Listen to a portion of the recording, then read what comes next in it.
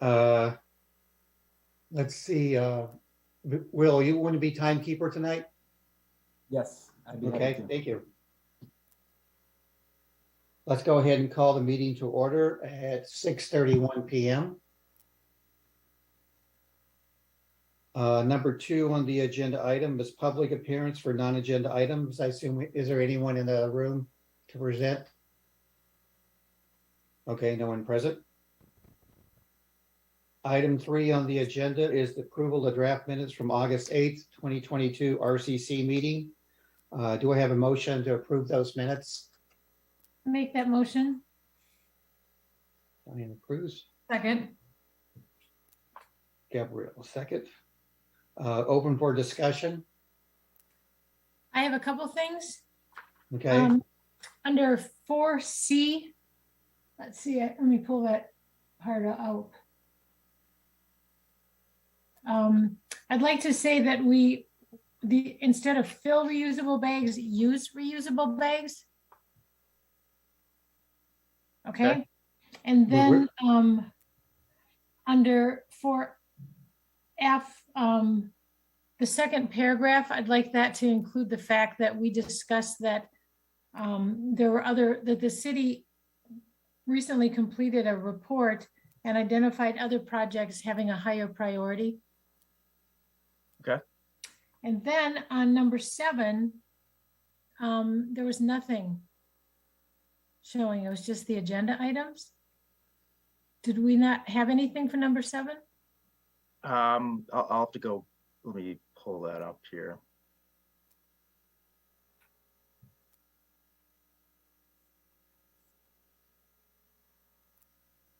Yeah, I'll add a little blurb in on those Okay. spots there. Okay, thank you. Any other discussion on the minutes? Okay, vote to approve the draft minutes from August 8th, 2022. All in favor, say aye. Aye. Aye. All those opposed? None opposed, no opposed. All the draft minutes are approved. Item 4, agenda items, new business, number 4. We have Joe Spare from Pelletieri to give a talk about the Fitchburg Refuge and recycling talk. So Joe, I can go ahead and turn it over to you. Do you need to share your screen?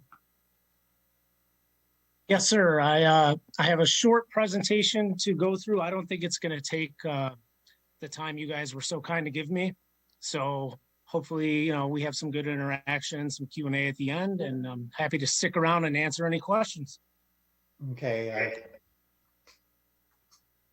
Chad, does he need permission to share his screen?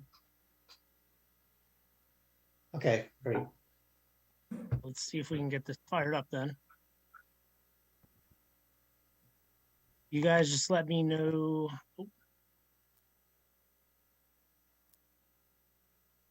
Let's see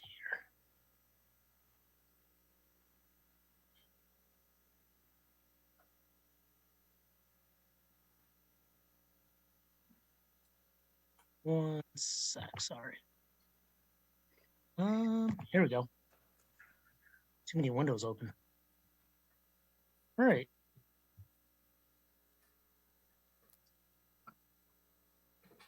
You guys see this? Just see black right now. Oh, there we go. Now we got it. Excellent. All right. We're off to a good start then. All right. So I want to thank you guys again for giving me this opportunity. I like any opportunity to kind of touch base on anything that's changed, a longtime partner with the city of Fitchburg. Obviously, over the years, since Kip Street, our material recovery facility has been open. We've actually done 3 major retrofits, so things are constantly changing and evolving, and we're always looking at ways to expand our accepted list of recyclables. We actually accept recyclables above and beyond what is required by the Wisconsin DNR, and we're proud to do that. So just making sure you guys know what we accept and where it goes. We will dive into that. So quick agenda here. This is what I'll be talking about tonight. We'll give I'm not sure how much familiarity there is with various members on Pelletary Waste System. So we'll just go through a quick history of the company. And then we'll touch base on Kip Street Station. That is our recycling facility. The improvements that we have made recently to Kip Street. We'll touch base on our expanded list of recyclables. And then I know Ben was said there was some curiosity of like, where exactly does that go once it leaves your curbside? So we'll go through that. Touch on some facts about wish cycling and contamination, which continue to be an issue in Dane County. Not necessarily from you guys, but it is an issue. And then some additional resources. So Pelletary Waste Systems it's a family owned and operated company right here in the Madison area, always has been, always will be. As you can see in the lower right photo, the family is growing at a rapid speed. The three children that run Pelletary Waste Systems, Danielle, David, and Tim, are the current ownership, essentially. Tom is still around. He is still the president. He started the company 43 years ago. After his father originally started it, I think it was close to 80 years ago. Due to his untimely passing, he was out of state and was not able to take over the company immediately after his father had passed. So when he was able, he came back and he restarted the business. And it's been running strong for 43 years. And like I said, as you can see, it's going to be family owned and operated for generations to come. And we are definitely very proud of that. So a lot of people are like, well, Kip Street Station, your recycling facility, what does that mean to us? So this is just a map, and it may be a little difficult to see.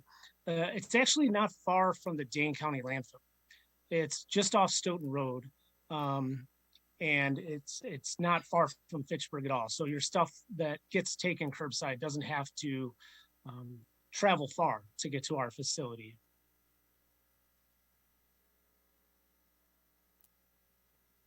So some upgrades. These are the most recent upgrades we did to Kip Street.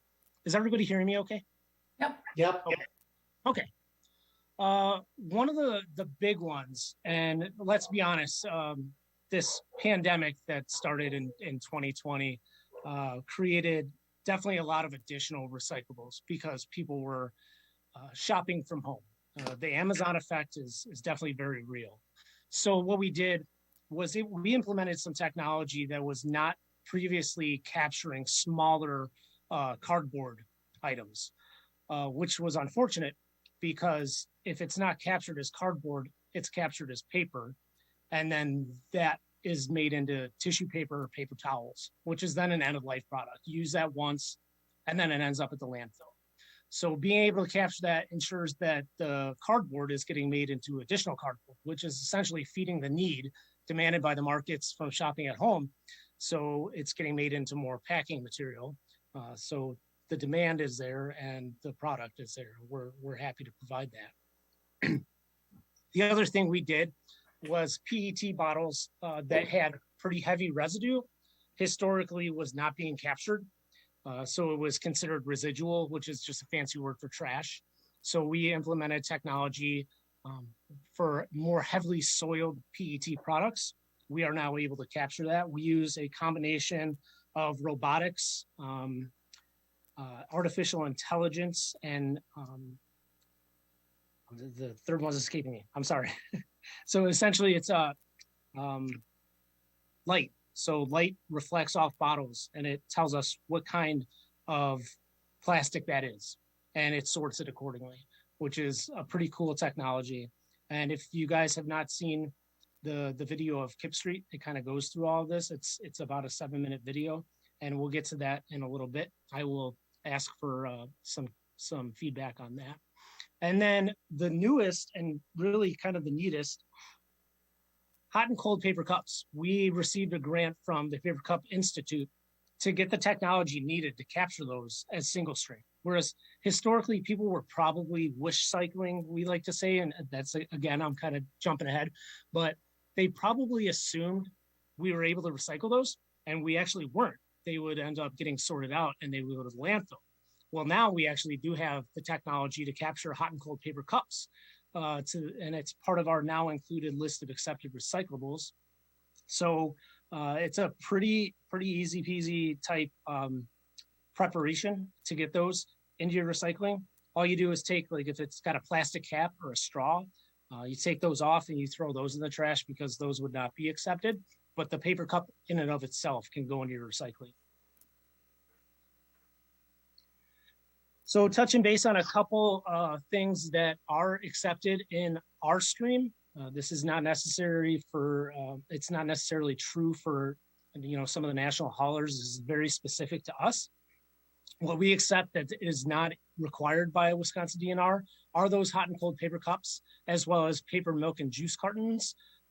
Actually, metal pots and pans and shredded paper that's properly prepared, that's put in a clear plastic bag. And our whole rule of thumb is usually something not larger than the size of a basketball.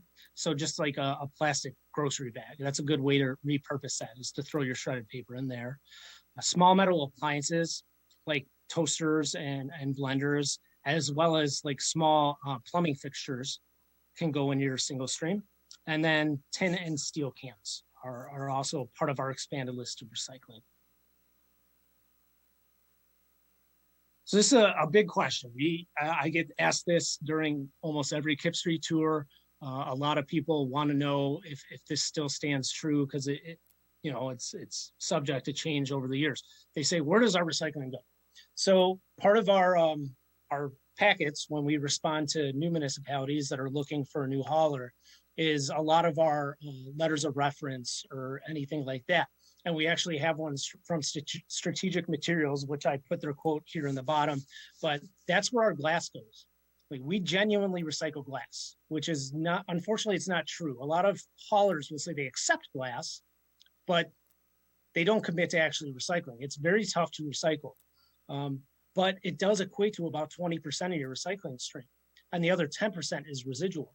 So if a recycler says they accept glass, but they're not actually recycling it, because maybe they seek DNR exemption. You can, in Wisconsin, seek DNR exemption to use glass as an alternate fill at a landfill if you so happen to own one, which we don't. We haul at Dane County. That's 30% of your recycling that goes to a landfill, which is very unfortunate, because glass is one of those materials that can get recycled over and over and over again. Paper and OCC, we have 3 different processors. We really like to try to keep our partnerships here in the state of Wisconsin. So we have 3 that are here in Wisconsin. The furthest it'll go is Indiana.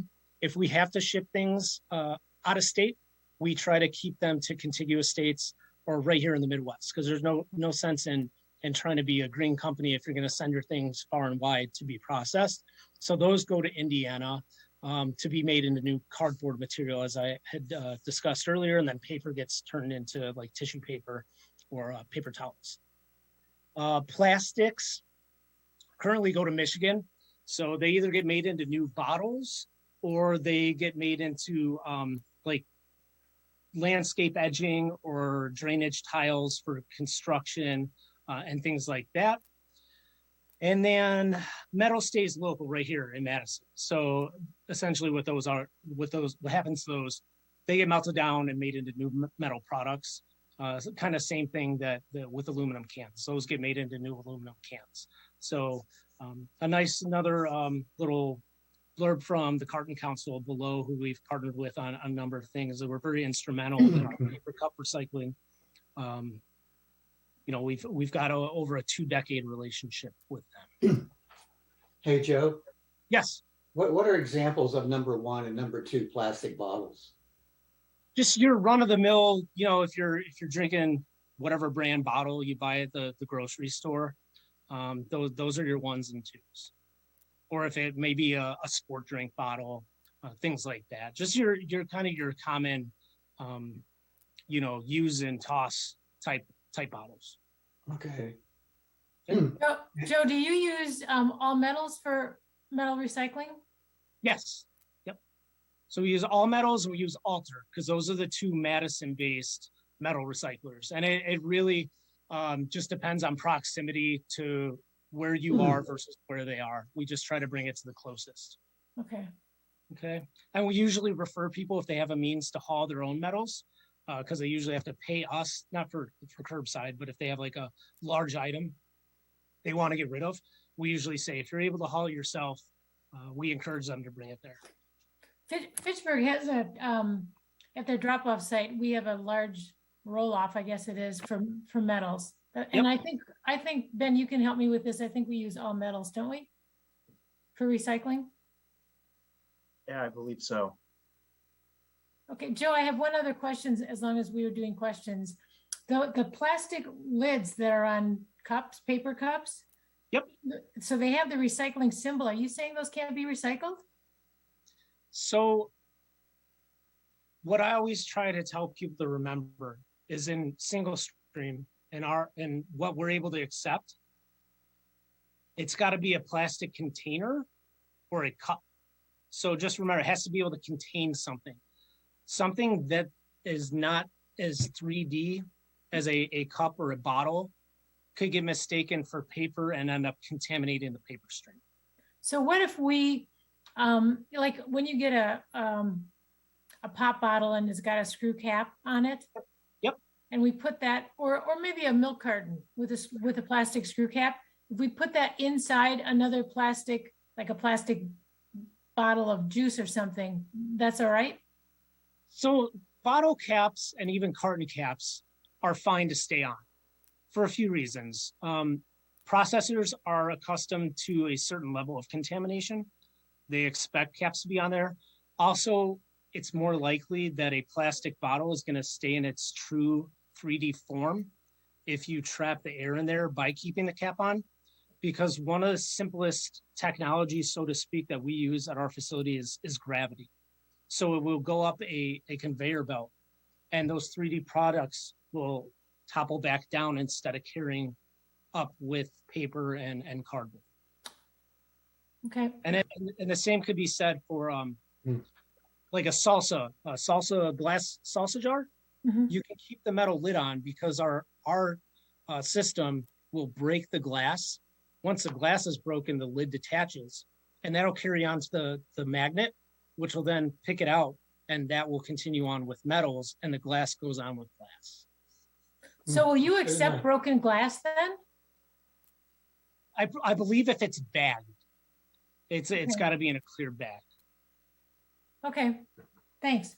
Just to eliminate any messes or anything like that.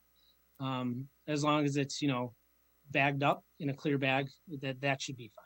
That's a great question though. Thank you. So let's just touch on wish cycling quick, because when we opened Kip Street 11 years ago, contamination rates were in the single digits. And fast forward to today in just 10 short years, and they're in the mid to upper teens. So when we say wish cycling, it's become kind of an industry term. It's just essentially people think, I'm pretty sure it'll get recycled. They just throw it in their recycling bin, which unfortunately adds to contamination rates and also adds to the amount of stuff that we have to sort out and then send to the landfill.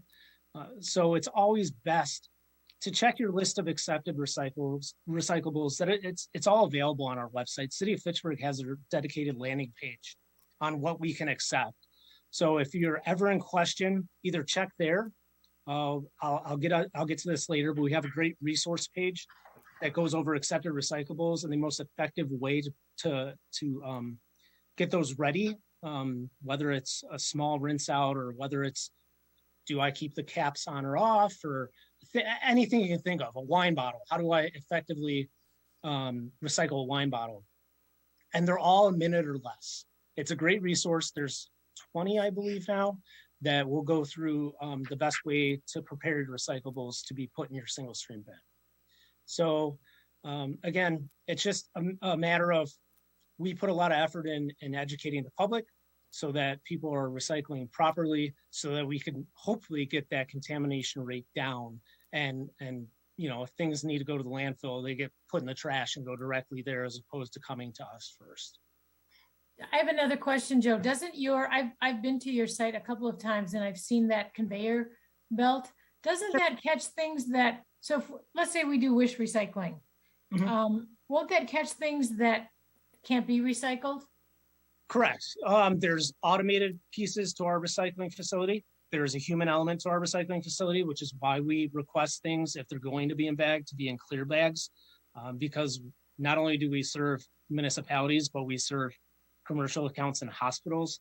It's the hospitals that are the big worry. If things are not in a bag where we can see them, for health and safety reasons, we don't want our workers ripping into bags with their hands. You know, there could be some pokey things in there. So, but yeah, we have a lot of measures in place to take things out that should not be in the recycling. Thanks. Absolutely. Yep. So I already touched on this, the contamination rates in Dane County. Essentially, it's either doubled or maybe a little bit more than it was when we opened Kip Street 10 years ago. You know, the other thing people don't think of, a big contaminant is water. So if your lid is open, either on your dumpster at your workplace that we take, or on your carts at home, a lot of that nice clean cardboard is going to get wet. And if it gets wet to the point where it's essentially not able to be recycled, then that unfortunately goes to the landfill as well. So always good to try to make sure that you're keeping your lid closed. People who bag recyclables, even then it's good to keep it closed. And then if you have extra recyclables outside your cart, make sure that that bag is secure and no water can get in. Because So not to put you on the spot too much, but when we toured the landfill last year or the year before, they also collect cardboard. Some of it is bound and sits outside in the rain. And when I asked them about it, they said if it's wet, they just don't get as much money for it. Sure. Yeah, the value definitely decreases if it's contaminated. Same thing could be said for pizza boxes with grease. Usually that's like a hard, fast, like that's junk. Yeah. Because it's not something that could be recovered. Wet cardboard could dry out, but even still, it's not as there's not as much value to it. So the more effort you can put into keeping your cardboard dry and your paper dry is definitely appreciated, because it just ensures that that'll genuinely get made into more cardboard as opposed to being made into paper, a paper product like a tissue or something like that, or paper towels. And then that would be an end-of-life product. Does that answer, or is that what you were kind of looking for? Or? Well, I thought you said that if it was wet, it can't be recycled, but it can be. It's just not the same. You don't get as much money for it. I mean, if it's completely saturated where it's like disintegrating, that's Okay. probably not going to be able to get recycled. Okay. I mean, if it's got a little bit of water, water is, I mean, it's better than grease. We'll just say that. But yeah, that's why we always encourage people, just make sure your lids are closed. Okay. Okay. So here's our resources page. If you guys can chime in, how many of you have seen the video of our recycling facility, Kip Street Station? And you know what, now that I say it, I mean, it's about as close as I can get to having you there. So I think Ben has a copy of this entire presentation. If you have not been to our facility, like I said, the video, it's about 7 minutes long. It's a very fascinating 7 minutes. It goes through the entire process from when the trucks arrive at our facility to how it's sorted and where it goes once it's done, which I've already touched on. If you haven't seen it, I'd encourage you to either get the link from Ben, or it is available on our website. It's a quick YouTube video. And these other resources are kind of the ones I talked about. The recycling tip videos, there's, like I said, about 20 of them. And then we try to keep our blog updated with the latest and greatest information. There's some really fascinating information that we keep on there. So hopefully, you know, Ben can pass this around to the group as a whole. Unfortunately, I didn't get him a copy of this prior to the agenda packet going out, but he does have a copy.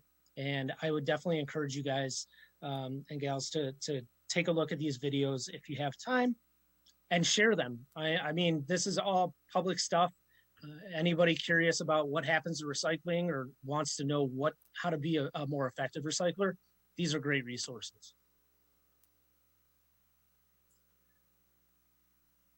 And that's it. I think I had until then. I think you said 7 o'clock. Did I do all right?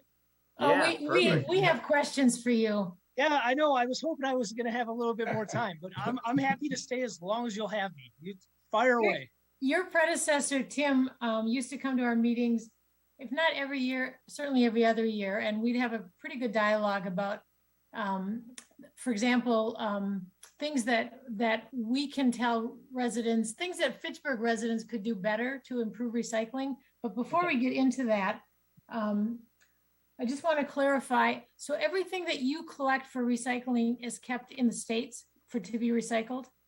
Not everything. Some goes to Indiana, some goes to Michigan. No, the states, the US, United States. Oh, yes, yep.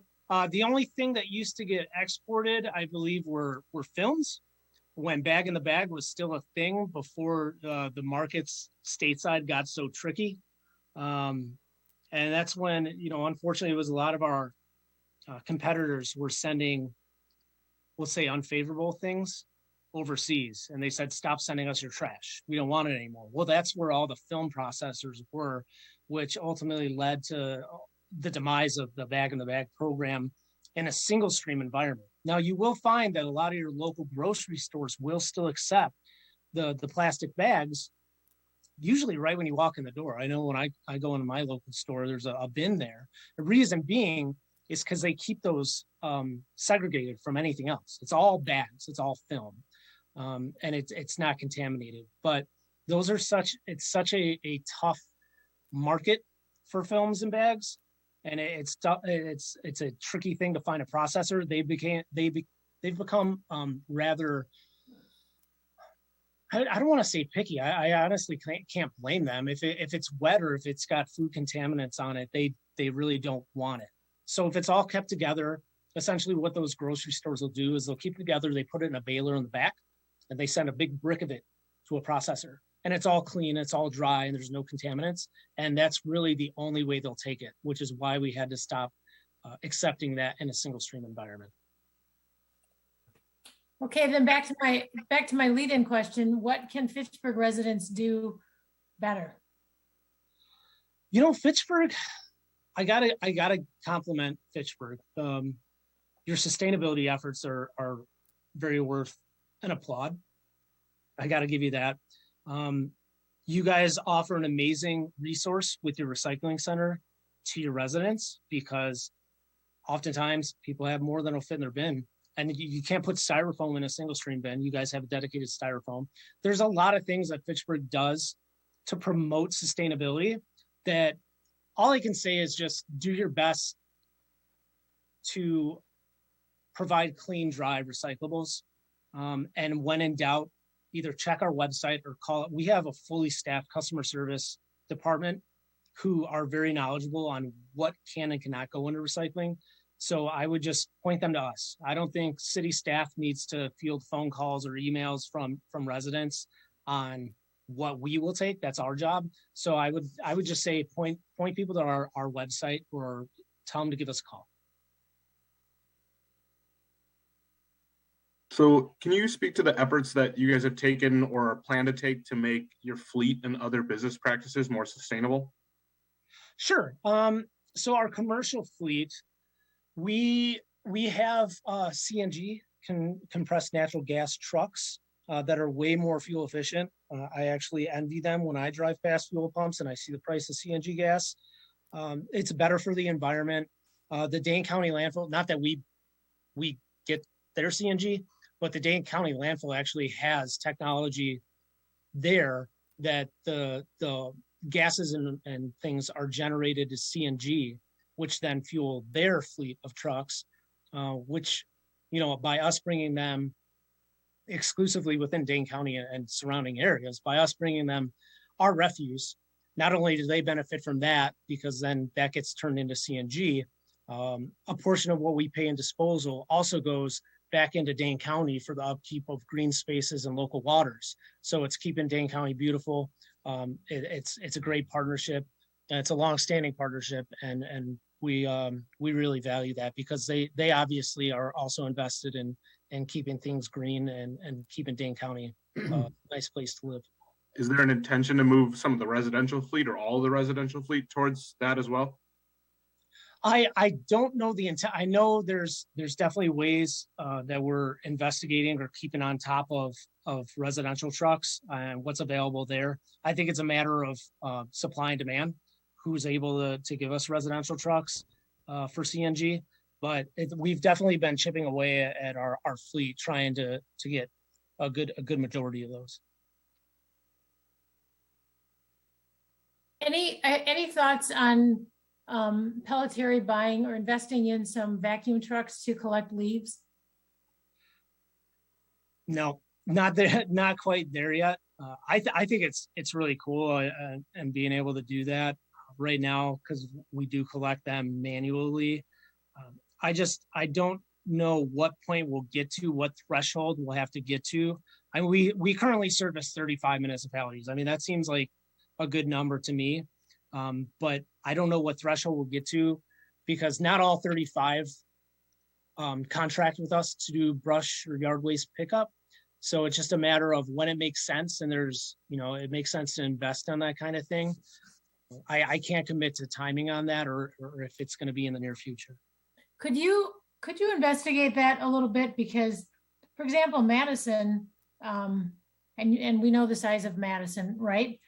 They have vacuum trucks to collect their leaves. So I would think that, and when we first started going with Pelletieri, we asked this question, and the response that we got was, Pelletieri only had a few municipalities then, and I think Fitchburg was the largest, and so they weren't in a position to invest in vacuum trucks. But now that you've expanded so much and grown so much, it seems to me that I'd like to know that you're considering that, and maybe you could check into what that threshold might be. Mm-hmm. That's a fair ask, Diane. Yeah. I would echo that. I live in a pretty wooded neighborhood, and I've got individual neighbors that are going through over 100 bags a year. And so I feel like that really starts to defeat the purpose of keeping things out of the waterways and discourages people from doing good cleanup. And so I think that that's one of the biggest disadvantages, I feel like, in the leaf collection. Understood. I hate to monopolize questions, but the other thing is I believe our contract includes a waste sort. Are you planning to do a waste sort anytime soon? If it's included, all it would take is a request, whether that be from Ben or anybody, city staff. It just takes some coordination, definitely. Okay. And then I can't remember when our contract is up, but do you foresee any changes coming up? No, I mean, our contracts, I mean, your rates are all in there. I don't foresee anything that would change rates or anything that we're doing the way we're doing currently. Well, then I have one last question. Ben shared with us the spreadsheet of, I think it's called City of Fitchburg Weight Report. And there's nothing in there for 2022. Well, Diane, I'll jump in there. So I get monthly ones, and that one kind of gets populated, I think, at the end of the year is what people have been doing in the past. So I believe what you have has everything from 21 and then all the prior years.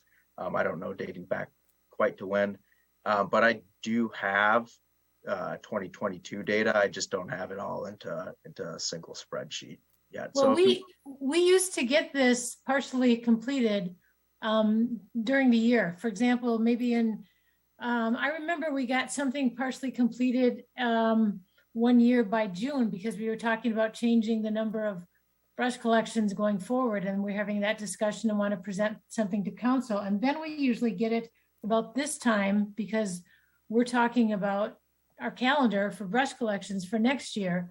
And we certainly get it before we talk about contract renewal. So I think Pelletieri can populate that more than just at the end of the year.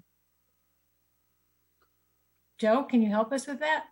Yeah, I mean, I've got all the info. I could merge it without too much effort myself. They send it to us. So, I mean, maybe if there's a different way we'd like to get that data sent, so it's just the same spreadsheet over and over again. That's something we could talk about too. I don't, pretty simple thing. I think we can figure out, and then I'll shoot out an email tomorrow that has some of that data merged for what we've got so far this year. Okay, thanks. Yeah, because I think you get that, you should get it monthly from Grace, right, Ben? Yeah. Yep. Okay. All right. I have a hopefully a quick question. So I've read before that broken glass in a mixed stream can be a reason why a whole group of recyclables gets thrown away. Is that true, or is that something that you're able to handle? I don't think necessarily. It's not, because it would have to essentially stick to every other material. So like I said, if it's broken, if it's in a clear plastic bag, you're probably okay to just set that in your recycling bin. You just want to make sure that it's contained.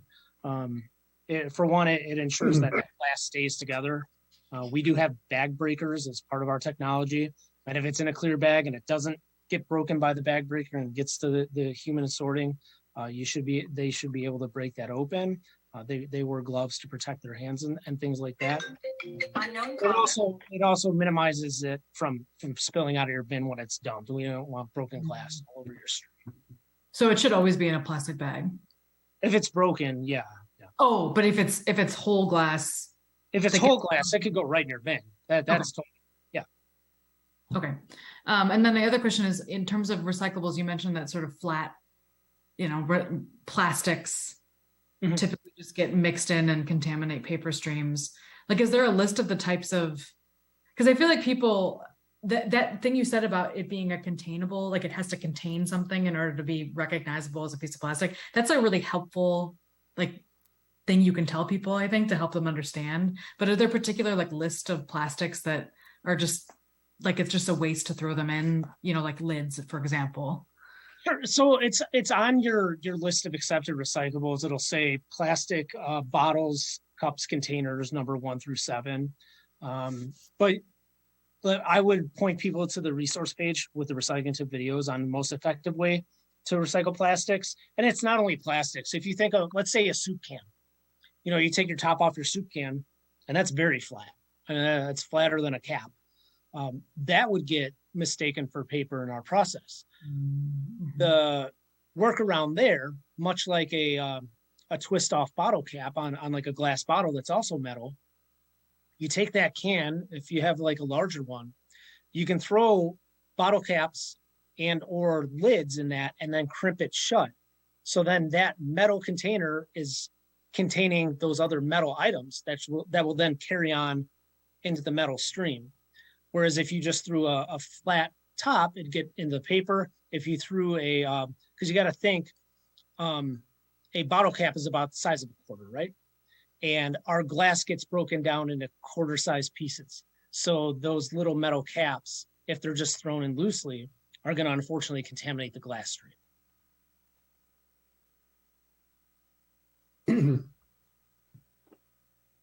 Joe, I don't know if we had any more questions. I just wanted to compliment Pelletieri on their employees. My office faces our street, and so I see them go by and pick up things. And if anything falls out of a cart, they're very conscientious about picking things up. I mean, I think that I'm very, very impressed with how conscientious they are.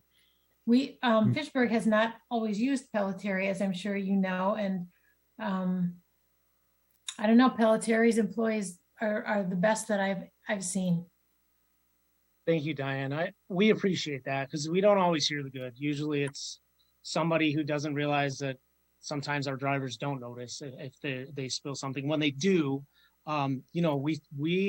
everybody in the company lives by our core values. And one of the core values is being good stewards of our environment. So if we leave litter or if we notice that we drop litter, we're going to clean it up. So, but thank you so much. That really means a lot. Even with brush, I mean, they're very good about getting their rakes out and picking up. I mean, I think they just go above and beyond, and I really appreciate that. Thank you. I was actually going to ask if there's a plan to add a little bit more resourcing to brush, because I think there's been a couple of weeks where they'll come like the following week or they'll miss a collection. And I was just curious if you had any insights into being able to kind of get to all the neighborhoods on the cadence. Yeah, and it really depends on municipality.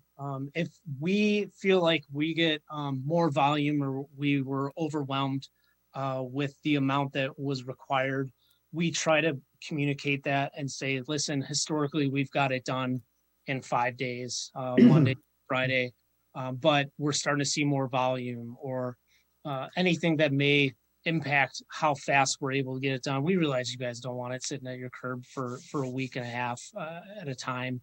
So we try to be proactive and communicate it's going to take us a little longer, or, hey, should we consider adding an additional day? So, we try to be, that's, we feel one of our strengths is that we genuinely view Fitchburg as our partner. We try to communicate and figure out what's a win-win for both of us. But so in that, am I just hearing that the intention is to always kind of complete the full collection and that there wouldn't be a portion of the neighborhood skipped just because it was overwhelming kind of elsewhere in the municipality? Well, there could be a number of reasons, and it's always best to call us and ask, what's the reason for delay? Trucks break down. Sometimes a driver calls in sick and we're scrambling. That's just one piece to the huge puzzle that we're trying to keep put together as an organization. There's, the residential trucks, there's bulk trucks, there's rear load trucks, there's commercial trucks. So there could be a very good reason that's causing delay. And we don't want delays. We want to keep you guys happy. So if you're ever sitting there at home, you're like, well, usually they're here by now.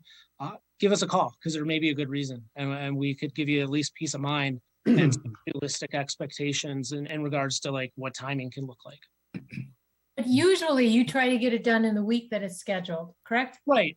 And if there are delays, it's usually posted on our website and put on our after hours phone tree, essentially, because if somebody were to call during regular hours between 7:30 and 4:30 and said, hey, I live on this street in Fitchburg, my stuff hasn't been picked up, then customer service usually has the information. And if they don't, if that was like an anomaly and this resident genuinely, we have GPS on our trucks, we have video on our trucks, we can investigate and see, what the reason may have been and then make sure that they get clear. Okay, well, great. Well, thank you for the presentation, Joe. That was really good and very informative. And we do appreciate your time. I think we maybe got one more question. Do I see it? Okay. Sorry, We're I running haven't had a over, chance so to we get in need to keep there. it short here. Yeah, no, I just had a couple of questions. So aluminum cans, back when I, started recycling back in the 80s, one of my jobs was to crush the cans. I know that we don't want to do that anymore. I just want to see how are we doing in general on that, or is that an issue still that some people still are crushing their cans? I mean, that's just a change the way things have always been done. Yeah, it's going to be a challenge no matter where you go. We don't dial in that hard on Fitchburg on how many residents are crushing their cans. And it doesn't mean it's not going to get recycled. It just makes it harder to identify. When they're in their 3D form, it's a lot easier to pick them out. Very good. And then just wanted to find out, I know that plastic bags are like a nemesis of material recovery facilities. Just wanted to see if we're doing any better in that department in terms of less plastic bags mucking up the systems at Pelletary, or if that's still kind of a daily issue for you guys. It's not. Plastic bags are probably the least of our really major issues. It's more things like people will throw rubber garden hoses or anything. You think there's a lot of rotating pieces in our system. Mm-hmm. So anything that gets tangled in there above and beyond plastic bags, yeah, they muck it up, but rubber hoses, twine, cable, those things are really the things that create more issues for us, considering the fact we run from 4:30 a.m. to 12:30. I'm sorry. Yeah, 4:30 a.m. to 12:30 a.m. So we're running 20-hour shifts Monday through Friday. So very little downtime to do maintenance. So things that come through like that force us to have to go and shut down and untangle and things like, those are more the concern, and I don't see a huge concern for that coming out of Fitchburg. Very good. So yeah, I mean, things like that, you know, if you can continue to have the feedback loop with Ben on things, hey, we're seeing a lot of these types of things. I know that we will actively in Fitchburg write articles and do outreach where we can to try to correct those things. So feel free to give that feedback when there's things that are frustrating at Pelletary. We will try to get that feedback out into the community. Even some of your videos, I think, you know, those would be great posts to kind of plug into our City of Fitchburg, you know, website, Facebook page from time to time, just to kind of, you know, maybe we could, you know, as a team, we could try to do like a recycling month and really just try to really hit it. But I also know that the recycling initiative that Recycle Better that Sustain Dane has put on hopefully has helped out with recycling better in Dane County, and hopefully you're seeing some benefits of that that's happened over the last couple of years. But Appreciate it. Sounds like you're still up in the 14 to 19%, so we'll continue to that's a work with you big to ship chip away at steer. those numbers. Yeah, it's a big ship to steer. It takes a lot. All right, are we all done with our questions for Joe? Okay, well, thanks again, Joe. Oh, Thanks, Joe. And you're welcome to Thanks, stay Joe. on if you want. Thank you. Okay, let's move on to the next agenda item, item 4B, proposed 2023 refuge and recycling rates. I'll turn that over to you, Ben. And we are approximately 12 minutes behind schedule. Okay. Thanks, Will.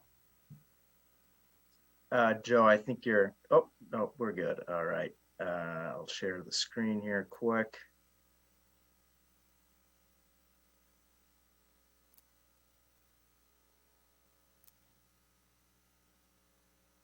Can everyone see this?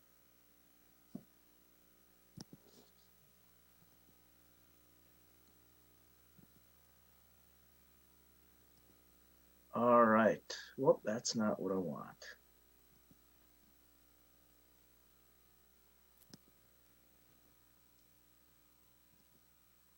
We're looking at the calendar, did you say, Ron?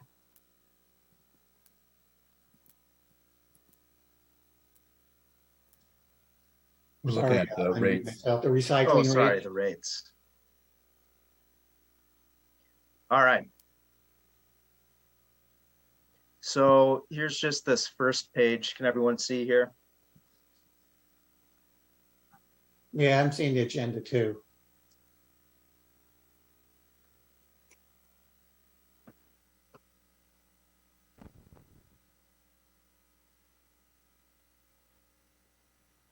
All right, how about now? There you go. There we go.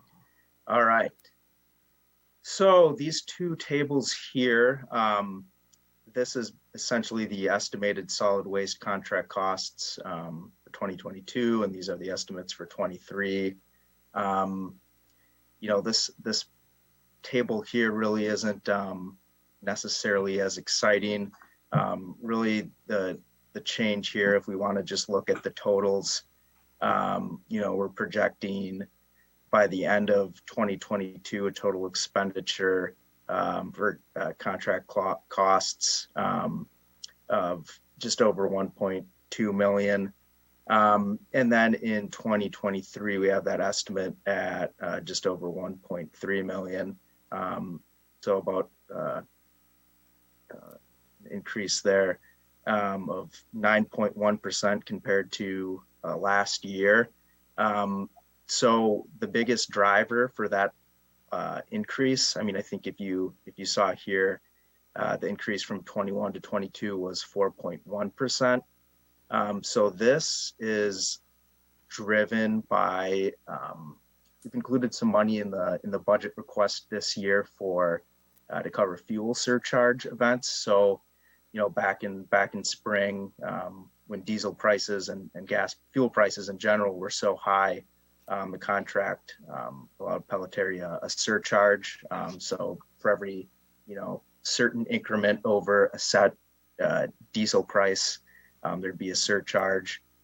So we've included, I think about, $40,000 or something, just to have that in the budget. We can't predict the future with fuel prices. So that's really why you're seeing that 9.1% increase. Of course, you'll get the estimated, total number of homes increasing. We've got the town of Madison that actually only had 15 residential customers, so that wasn't a huge impact on the budget request. Did you say 15 or 50? 15 residential customers in the town of Madison. Before you move on, Ben, can you explain the increase in the Sharps tire oil? That's like a $40,000 increase. That's the fuel surcharge. The fuel is included in that? Yeah, battery. It just got cut off there, I think, in the table. But that's it, the $40,000 fuel surcharge. Okay. That increase. No batteries though, right? Because we didn't include batteries. We're not accepting batteries. Right, correct. Okay.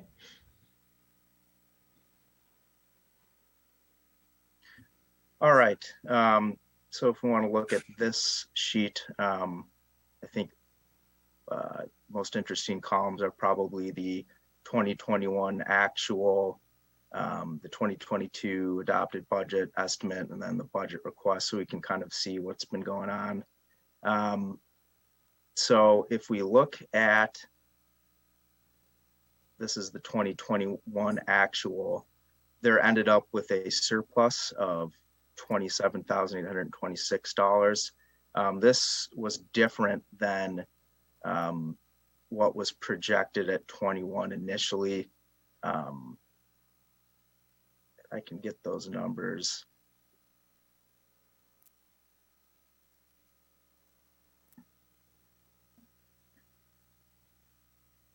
Yeah, so the 21 budget initially estimated a deficit of $45,515. And then we ended up with a surplus of 27,000 or just over. So there's a difference of 73,000 about what actual versus estimated. The biggest reason for this was there was a construction and demolition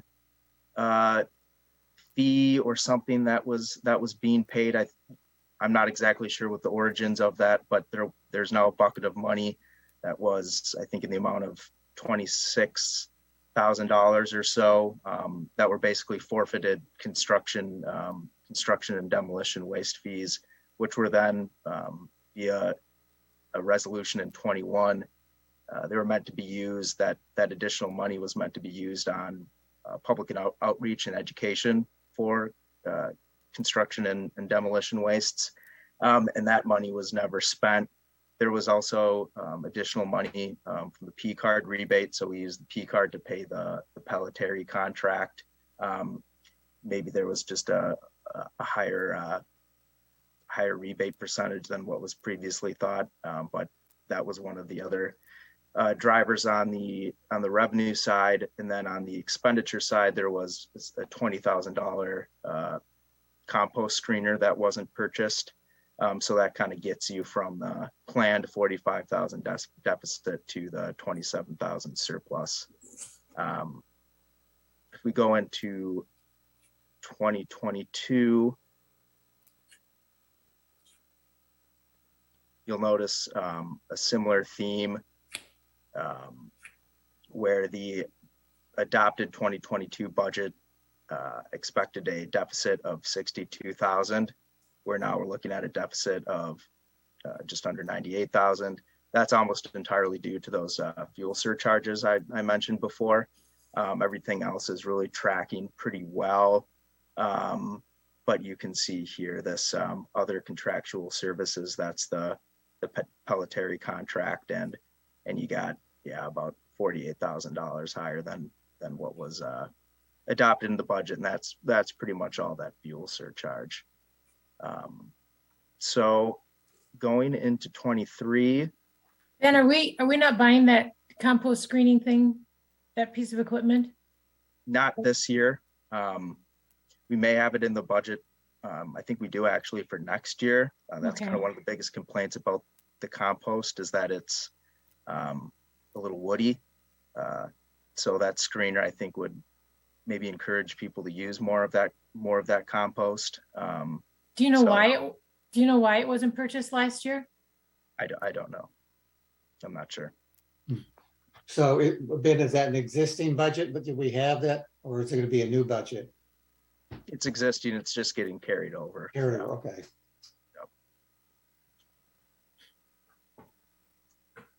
All right. So this year,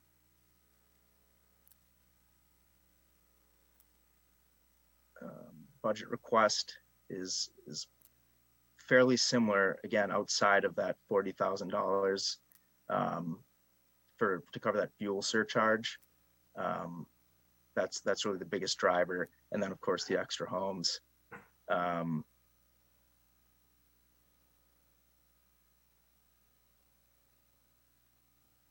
Things are pretty. Not the extra homes, because the extra homes are also paying a fee. So they should be covering themselves, right? Right. Right. We pay Pelletieri, whatever the rate is per house, and then they pay on their tax bill. Right. So, the intent is that, right, it somehow evens out, and that's how we set our rates when we look at this analysis to get to an acceptable percentage of unassigned percentage of unassigned of the annual budget, where I think in the past, we were running some pretty heavy surpluses and getting, this unassigned fund balance was well above that 30%. I think the sweet spot is kind of in, 15 to 25%. So, based on kind of the numbers we're estimating this year, current rate, 2022 rate is $220. Right now I'm got this $225 highlighted, but of course this is preliminary. It would require a balance applied of $52,632. The percent unassigned would come up to be about 21.4%, leaving an unassigned fund balance of $331,275. So I guess I'll just open this up if there are any questions, or if there are any, pieces of this puzzle that you want another or a closer look at. You can certainly look, at some other changes, or if you have any comments or questions. Hey, Ben, there's, with all the construction going on for residential homes and apartment complexes, what was the increase in numbers of residential homes and apartment units compared to 2022? Seems like, in 2021, it seems like this year, a lot of people are moving into the new homes that have been built. Mm-hmm. Yeah, I'd have to, I could get you a solid number on that. I don't have that off the top of my head right now. The schedule you showed us initially looks like it only allows 100 homes or residential units per year. How is that correct? So for at the end of 21, we had 5,800. I must be reading that wrong.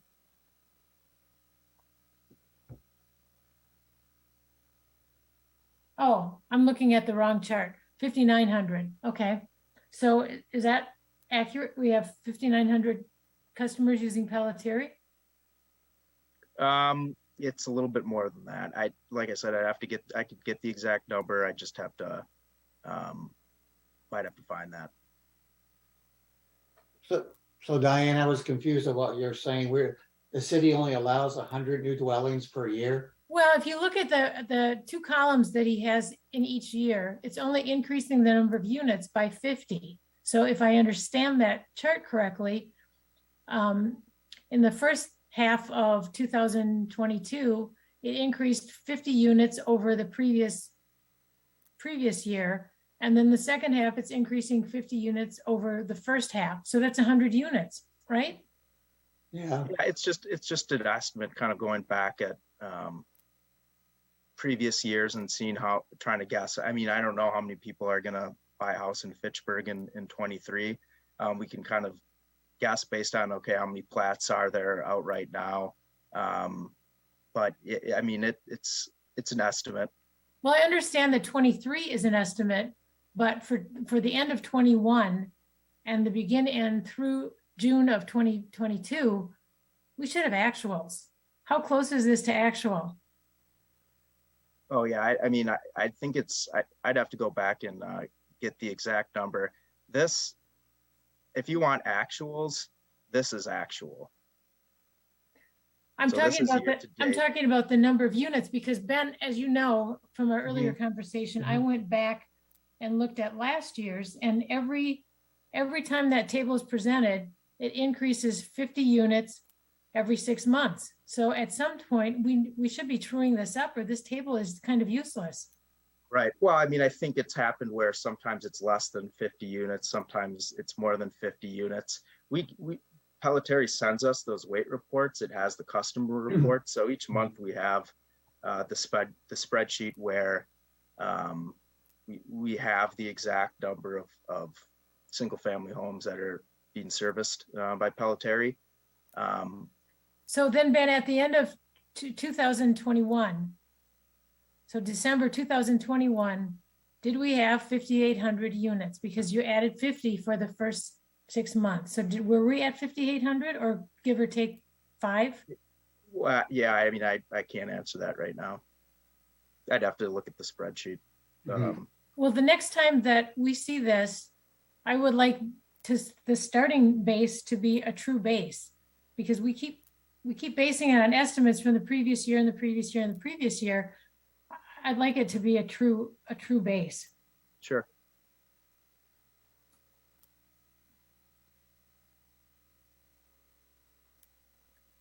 Any other questions or comments? So the rate moving forward for 2023 is going to be the $220, 225. 225. Not necessarily. It would have to get approved, and I mean, I guess this is kind of the opportunity to hear any of your input on that. So we're jumping from 220 to 225. Okay.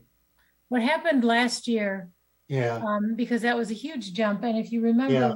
we decided to recommend something less than the 220, and it went to council, and council didn't even listen to us and passed the 220. So No, I'm sorry, Dan, we actually reduced the rate quite significantly last year. well, based on- 220 was what was proposed in our minutes last year. I mean, 220 was what was proposed on this chart last year. And I listened to the council meeting and you presented what we suggested, but Public Works voted for 220 and apparently Finance did. And it ended up with exactly what Public Works suggested, 220. I'll have to look back. My recollection is that we actually reduced it quite a lot from what was originally proposed, because it was quite controversial about applying more fund balance. And I remember it being quite a contentious conversation about reducing the rate. You're right. That's exactly what happened last year, but at least based on what I went through with the minutes from last year, council did not agree with us. Didn't we Anyway, suggest 215? based on your explanation, Ben, about the fuel charge, normally I would have said, let's not do 225. Let's do something lower than that and give people a break, because we'd still be within, the 20%. First of all, I don't think council cares that we would recommend something lower. And secondly, you're right. Diesel fuel is still over $5 a gallon. So I guess I'm okay with the 225. I do remember council striking some middle ground last year. I think we made a recommendation and they didn't get to where we were, but they definitely reduced it. My recollection is I don't think that number is actually I think that was the staff recommendation last year. And I think It council is. passing 215. Oh, really? It is the This staff. it was significantly was- lower than what was proposed, and it was quite a contentious conversation, but it did pass. It wasn't unanimous, but it did pass. Well, you're right. The 220 was the staff recommendation. And I assume since it's in this chart, that that's what we're charging, but if we're not charging that, if we actually are charging $215, then we're talking about a $10 a month, $10 increase. Yeah, I think I have to look back at my notes. I'm sorry. It's gonna take me a little while to dig back in here, but I'm pretty sure that it's like around 215. So Ben, could you double check that number? Because my guess is that was the staff recommendation and that wasn't the final pass. Yeah, I'll take a look at that.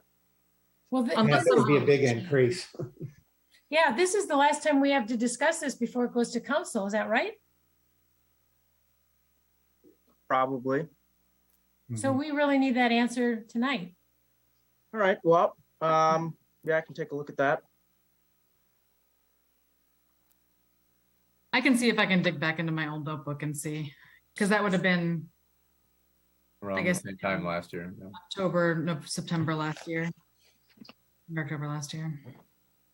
Ron, should we just move on and come back? Yeah, we can put this one on hold. We do some research here. Okay, so, well, Ben's working on that he would also have the next discussion on the provide recommendations for the 2023 refuge and recycling calendar. Let's just hold off on that one until they're finished with the items 4B and 4C. We'll hold off with those for right now, if that's okay. I make a motion that we move on to 5A. What about 4D and 4E? Well, that's also Ben. Okay, Well, I'm not sure about 4D, but 4E is. 4E is actually our project calendar and planning for next year. Okay, So I don't know if we need to have a discussion about that. Let me minimize my screen. And sharing his screen. I can stop sharing. Okay, let me go ahead and share mine.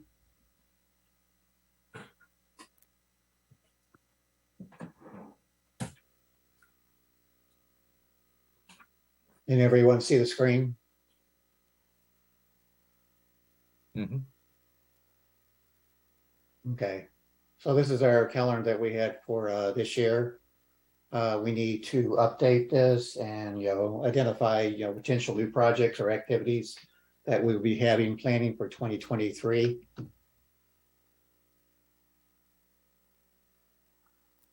So we have roughly like 15 minutes to go through this. I have an answer on the back last one, by the way. I just pulled out our property tax bill. It was $215. 215.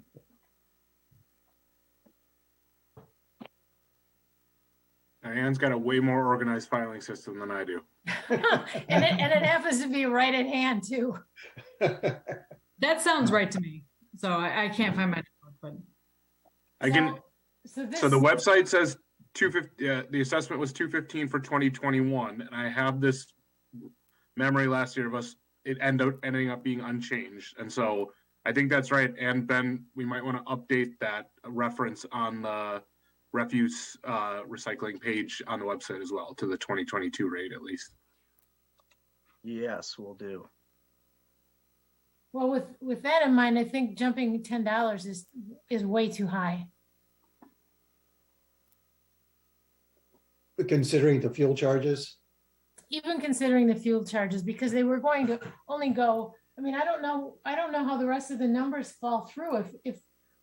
If you look at the 2022 unit charge of $220 per unit, is the rest of that column actual, or is that based on $220 per unit?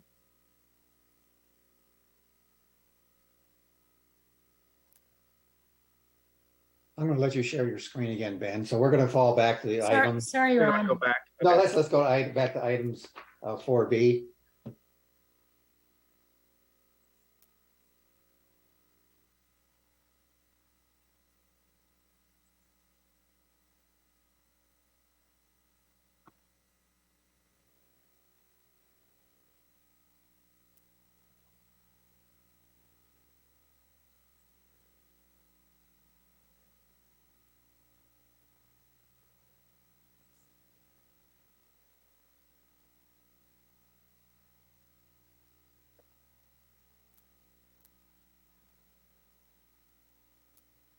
Do you understand my question? Yeah, so this 220, none of the numbers in this spreadsheet are based off of this 220 except for the increase column. So these fund balance columns here aren't affected.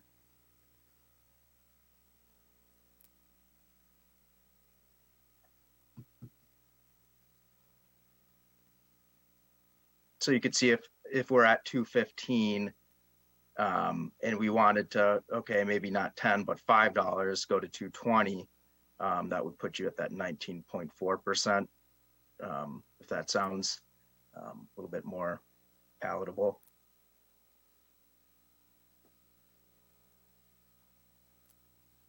What is our target percentage, Ben? 15 to 25. Really? Because this doesn't even go down to 15. Oh, it was at 30 for a long time.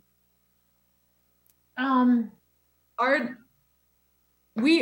just in general for our fund balances we budget very much on the conservative end, meaning that we keep a lot more in our fund balance than is required.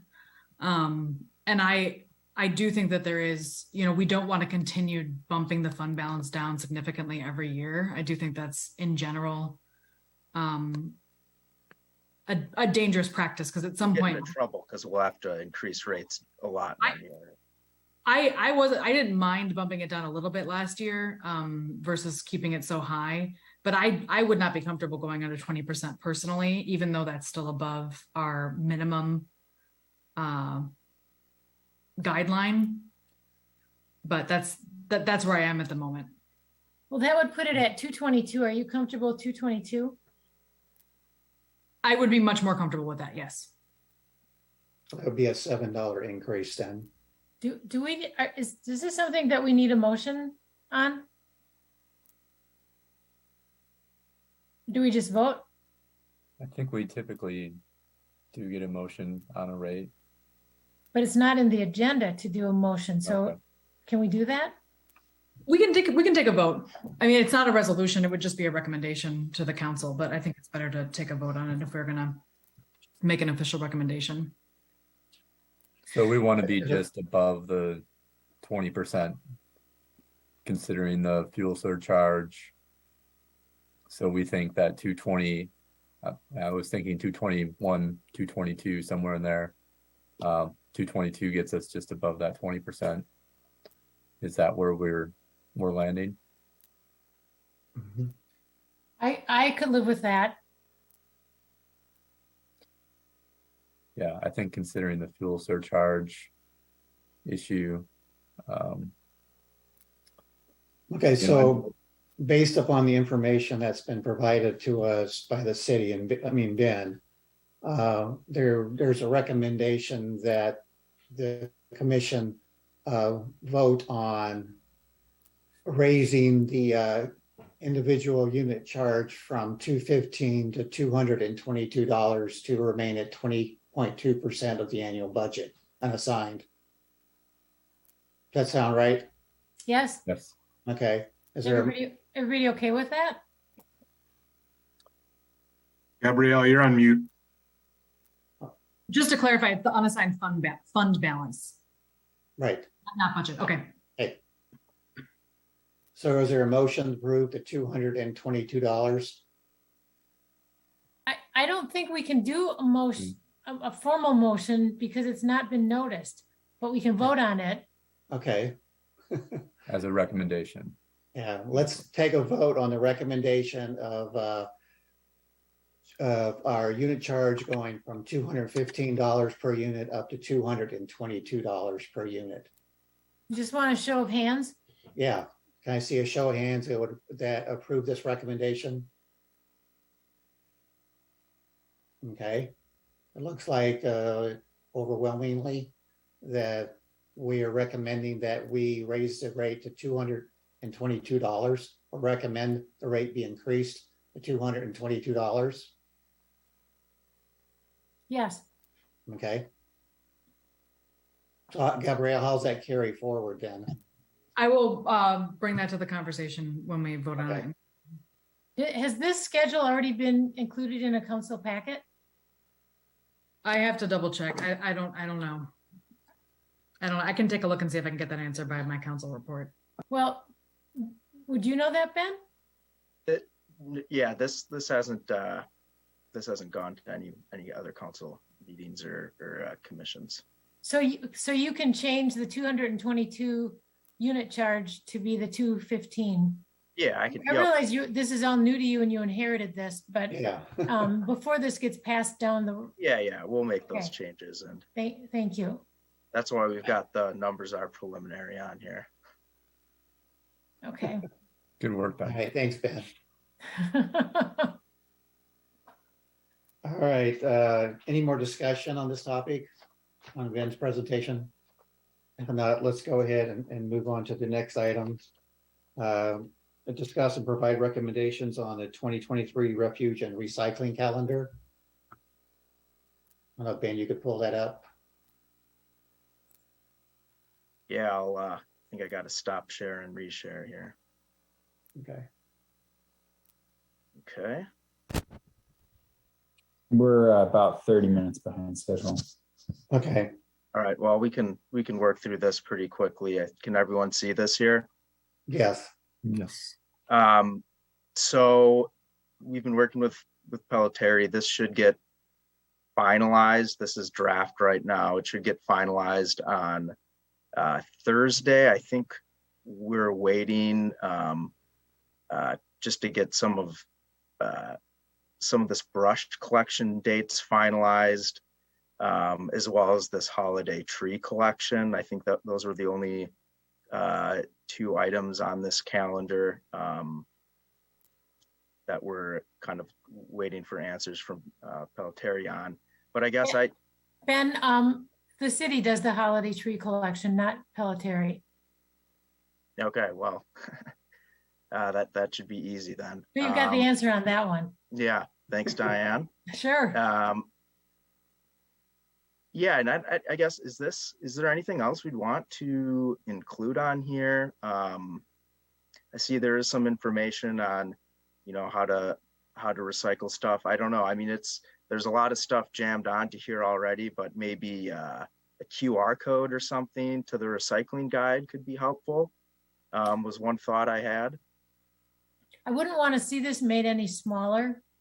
Yes. I thought Claudia did a nice job last year adjusting things to try to make it a little bit easier to read. And I noticed that you kind of kept the same flow, just adjusting by weeks.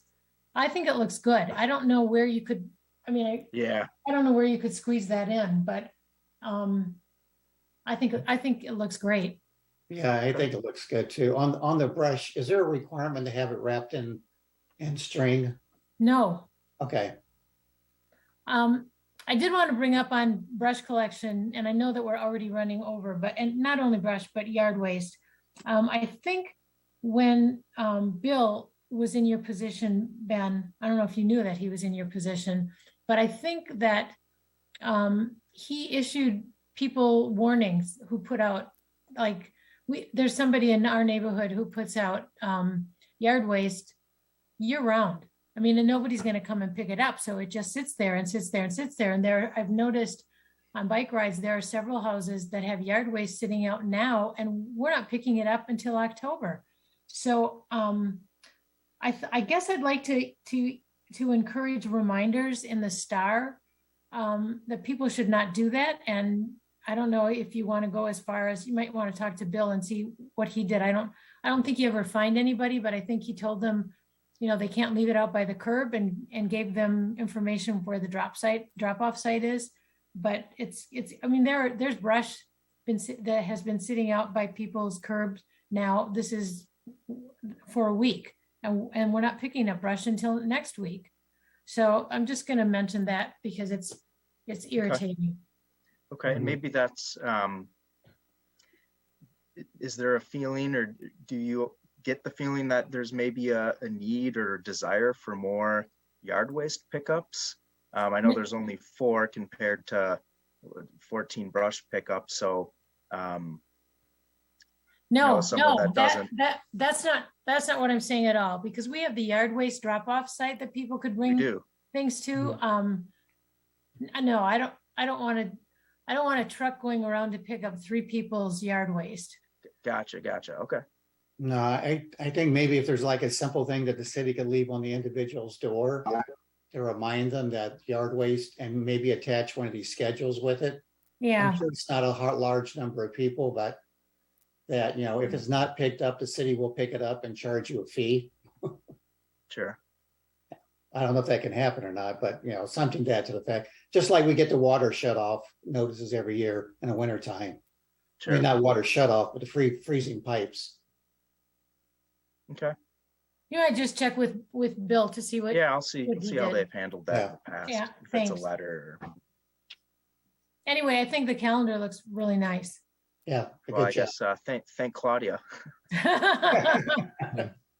This is a system that we've worked over through and through over the years, Ben, to get this just tuned up. So this used to be like a 45-minute conversation, but now it's so nice- tuned up nice that work, you can just everyone. kind of carry it forward. We'll save the 45-minute conversation for next year. Okay. All right.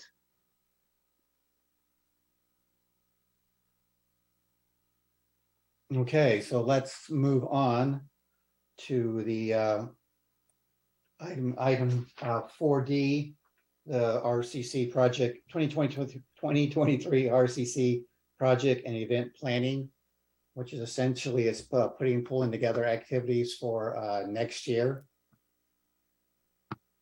And I'll share my screen again.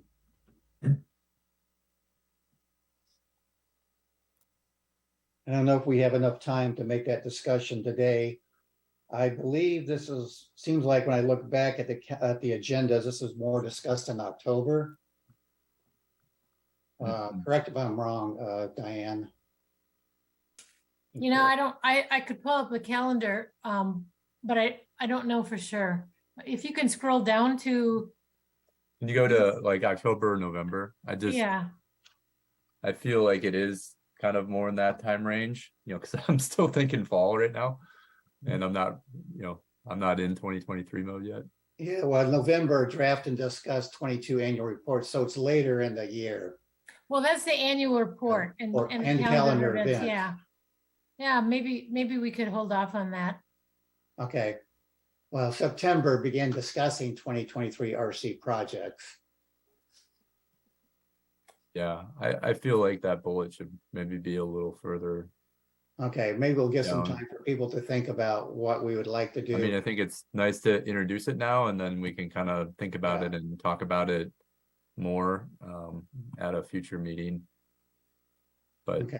I'm still, Just to for me give the personally, folks I'm an- still thinking 20, fall. What can we do this fall?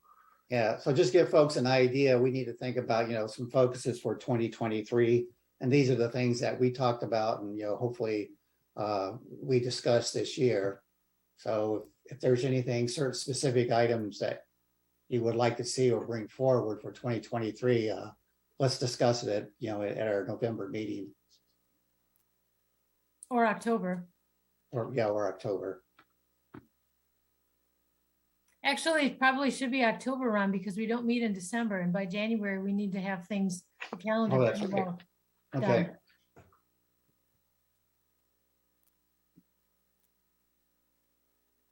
I'll make that sure that's included on our agenda for So October. we just gained about 7 minutes, 8 minutes? Okay.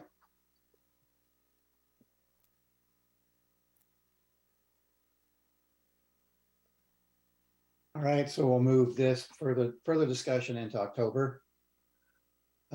Next item on the agenda for leaf-free streets and adopt a storm drain. Ben? Yeah, I didn't have too much on this one. I just wanted to talk about these two kind of initiatives, as I feel they kind of go hand in hand with, clearing leaves from the inlets. That's kind of both the programs at once. And, one thing I wanted to do is maybe have some, it looks like we haven't had a ton of I guess, excitement or participation in some of the leaf-free street stuff in the past. I know we hand out basically something you can put in your yard that just says, keep the streets free of leaves, something general like that. And I know we've got a ton of them sitting out in the office, so I don't think many people have been kind of looking into that. So one thing I was hoping to do was have some kind of not a competition, but a raffle, if you will, maybe like raffling off some composters or something, because that, again, you take the leaves, you sweep them out of the street, and you've got a place to put them right in your backyard, and trying to tie those Adopt a Storm Drain and leaf-free streets programs together, because I think the leaf-free streets, especially, it's just one of the easiest things, I think, for a homeowner to do, and it actually has an impact on the water quality, which has been studied quite a bit here in our own backyard with the city of Madison and USGS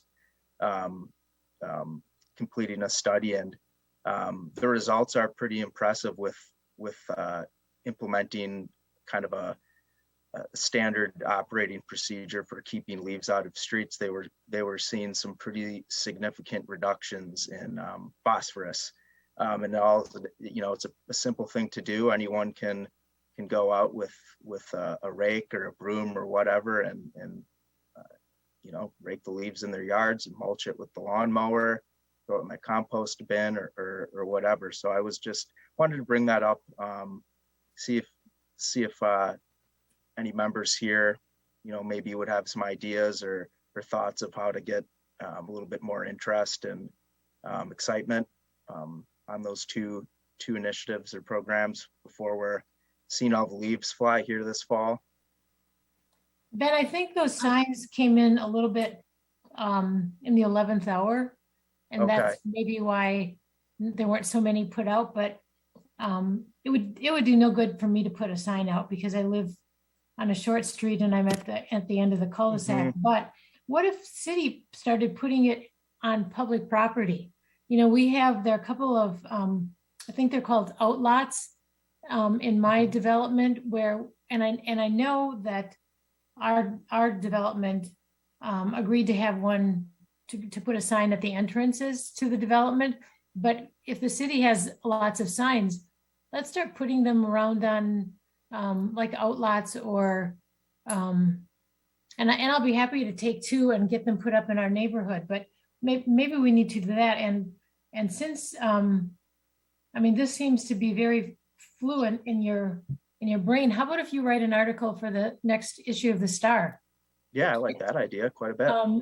I talked to our contact at the Star, and I told him, that we met our obligation and we probably maybe would submit one more article in November or December. But he said, whenever we want to write articles, we're welcome to do it. So if you can get an article in for the October issue, that would be, I think, great timing for the leaves coming down. Yeah, definitely. Good. I'll let him know that there'll be an article coming. I think this lends itself to kind of a fun social media campaign. And I like the idea of some sort of raffle or gift card. We did one a couple years ago for the Adopt a Fire Hydrant that the fire department encourages over the winter. And I sent my selfie to Chief Pulvermacher and I was like, can we try to get other people to send selfies of themselves with their cleared out fire hydrants? So I was wondering if we could do something else, share a selfie and you get entered into, or get highlighted. It's something to that nature. Maybe you can ask Chad what exactly we did last year for Adopt a Fire Hydrant, because I think it was well received. Okay, yeah. I didn't even know about that. Yeah, it was like a little minor thing on social media, but I think we could eventually, I think if we did it every year, I think it would kind of snowball and it would be a thing that people expect, kind of like how we started doing the Holiday Light Tour. And I think once people start hearing about that, and as long as it happens annually, I think it could be kind of fun. My dog would adopt a fire hydrant. That's good. The multiple dogs adopt the same fire hydrant. Yeah. And we That's could part of start the it out. program. We could take photos with our local storm drains. like start out but anyway, just a thought there. And then gosh, what was I gonna say? Oh, so there's no real good landing page on the Fitchburg website for the leaf-free streets. It's technically within the yard and brush waste. But sometimes that like irritates me because if someone searched leaf-free streets on our website, they will get nothing essentially, or nothing obvious. So if it's possible, there is an adopted storm drain one, but if it's possible just to maybe turn that one into leaf-free streets and adopt a storm drain and then just add some information, just so people can Google it and find it. And then we can send people to a landing page. Didn't and then the the other Girl thing- Scouts do something about adopt a storm drain? Yeah, I was like, because I'm a Girl Scout leader too, so I was like, there has to be a way to engage with Scout groups, and maybe that's just a matter of sending out information to the local service units and just being like, hey, if your group is looking for a service project, this is a great one. We can provide signs and something of that nature. But I think the first step is just to have a landing page with information. Great. Sorry. On our storm drains, do we have any stenciling on them that says, drains to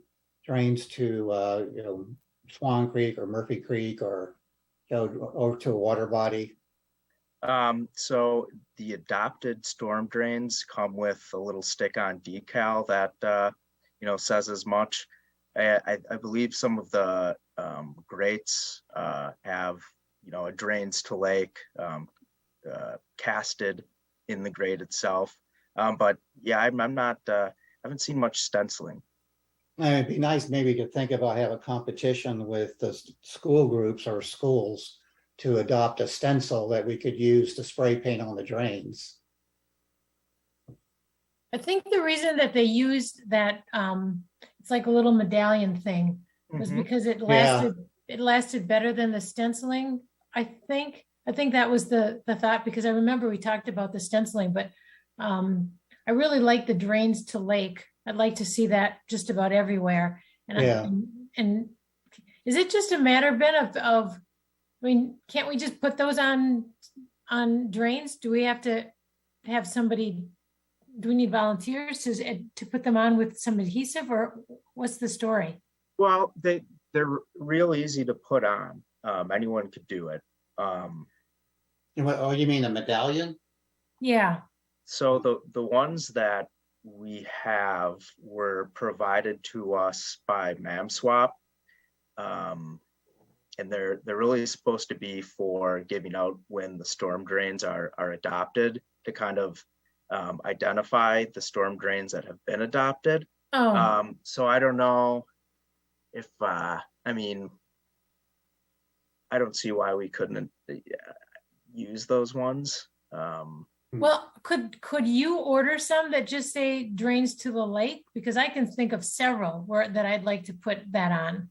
Yeah, we could, and maybe that's the best thing to do, is so they're, I don't want anyone getting upset that we're just slapping on the adopt a storm drain medallions. But yeah, I'm sure we could get just a general drains to lake, something similar. Rick, you got a comment? Order a dozen of those or whatever. Oh, I don't think a dozen will be enough. Couple dozen. Yeah. Historically, there are two separate programs. The storm drain markers have been around for probably a couple of decades, and that's what we've been historically using the Girl Scouts and other service groups to install. Somewhat randomly around the city, and then we were at least 5 to 10 years ago we were using the drains to creek ones. So I think those are the ones that have the frog on them, but different ones are available through Dane County / MamSwap. And then I think that Ben's right that the Adopt a Storm Drain program that's just been starting to roll out within the last couple of years, they also are making those storm drain markers available for the Adopt a Storm Drain. But I don't think they're really a uniquely different medallion or a storm drain marker. I think they're basically the same ones, and you can get different ones. Dane County's been ordering different styles over the years. There's also a storm drain mural, there's fewer of, but there's a couple of different storm drain murals. Those are a lot more intensive, but they're, it's a nice art product, and I can't remember if there's some in the Fitchburg area. I know Claudia was working on. We've only been doing those for about 5 years. So it was after I left Fitchburg, but those can be kind of a lot of fun and grab attention too. Yeah. Where I would think, those go? Where so would the there- murals go? There is going to be a mural in the Terabessa development just outside of the Mariposa school there. So that I think is actually going to get painted within the next couple of weeks here. And that was part of the storm mural grant program that Claudia had been working on the last year. So that's going to finally get painted here in the coming weeks. And So it's is that painted on a billboard, or how is that? Is it painted on this street? so in the Terabessa development, the terrace area, in a portion of it, by the school at least, and I think some other places, it's actually concrete terrace. So that concrete in between the sidewalk and the back of the curb is where the mural would be painted. Oh, And it's directly behind a storm drain. good. Mhm.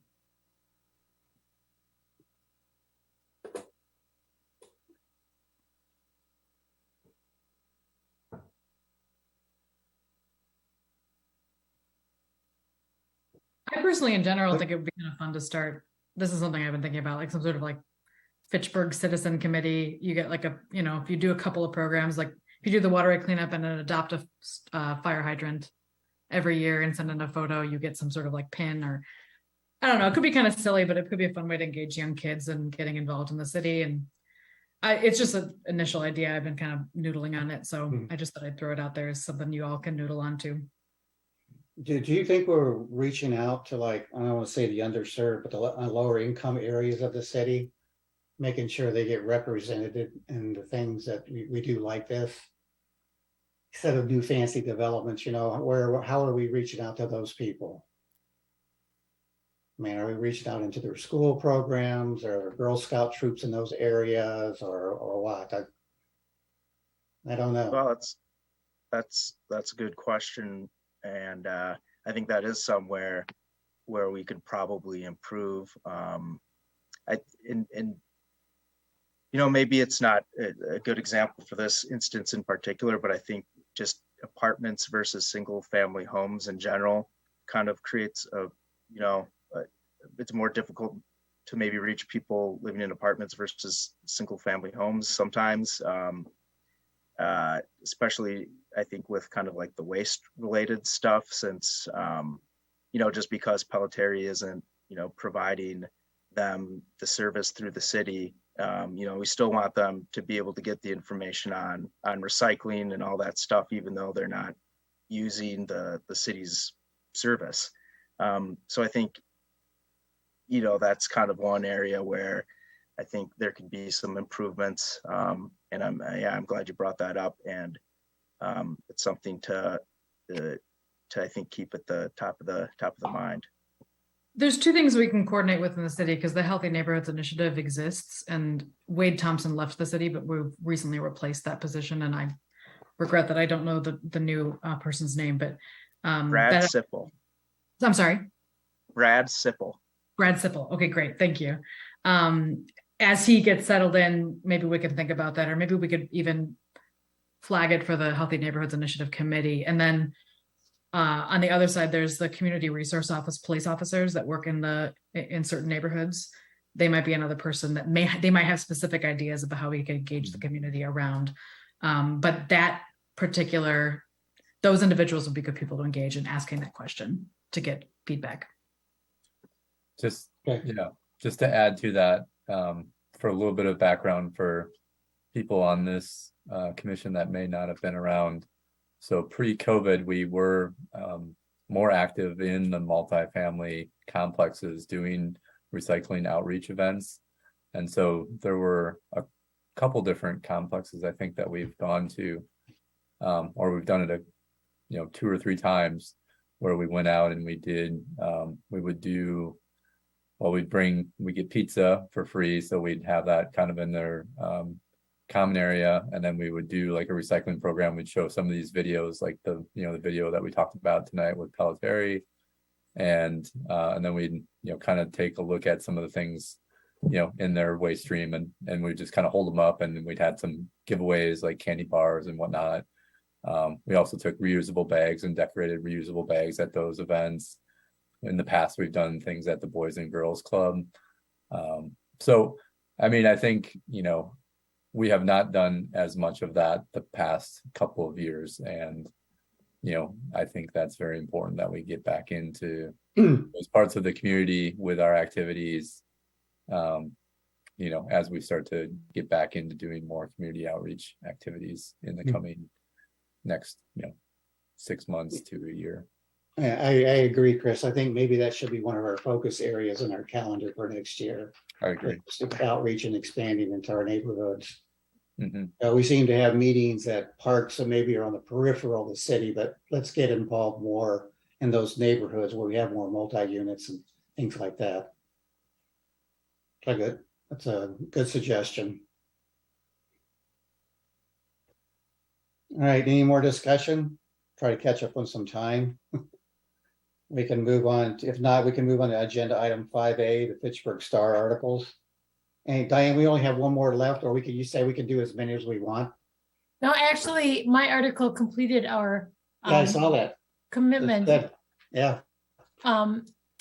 So we don't have to do any more articles, but Scott said we're welcome to do an article whenever we want. So Yeah.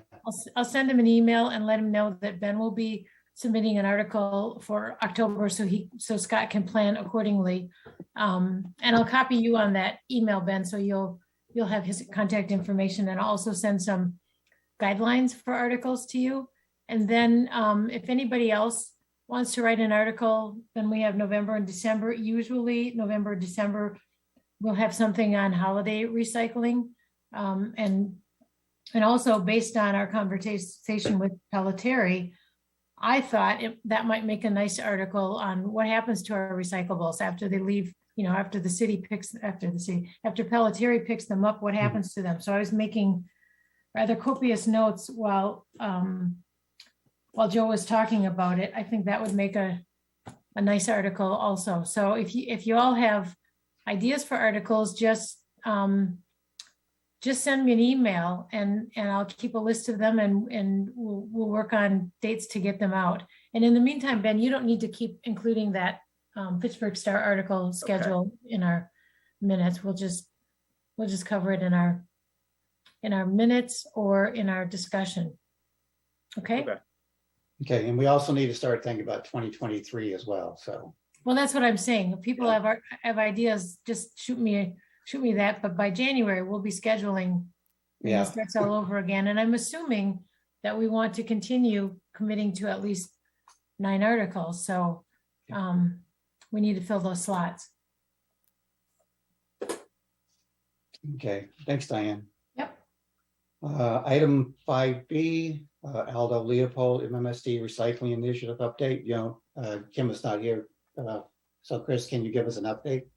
Sure. And we're about 19 minutes behind schedule. All right, we'll make up some time here, but I do want to share my screen. Oh, shoot. Can people see that? Yeah. Yep.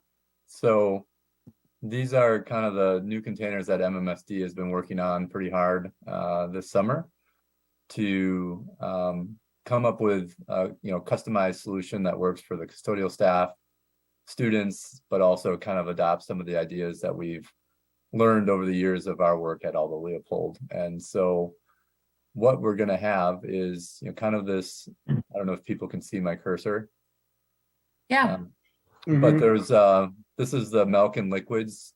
So these are much higher than what we've had in the past. So hoping that cuts down on the splash. The issue with the initial model that we saw from Clean River Recycling Solutions was that the strainers were too small, and so they're going to customize and make larger strainers. So that's what MMSD is working on doing, and getting a strainer to go in there so that if we have cereal that's dumped in there, or if straws come back into the sport packet mix, that the strainers will be able to handle the liquids and it won't overflow.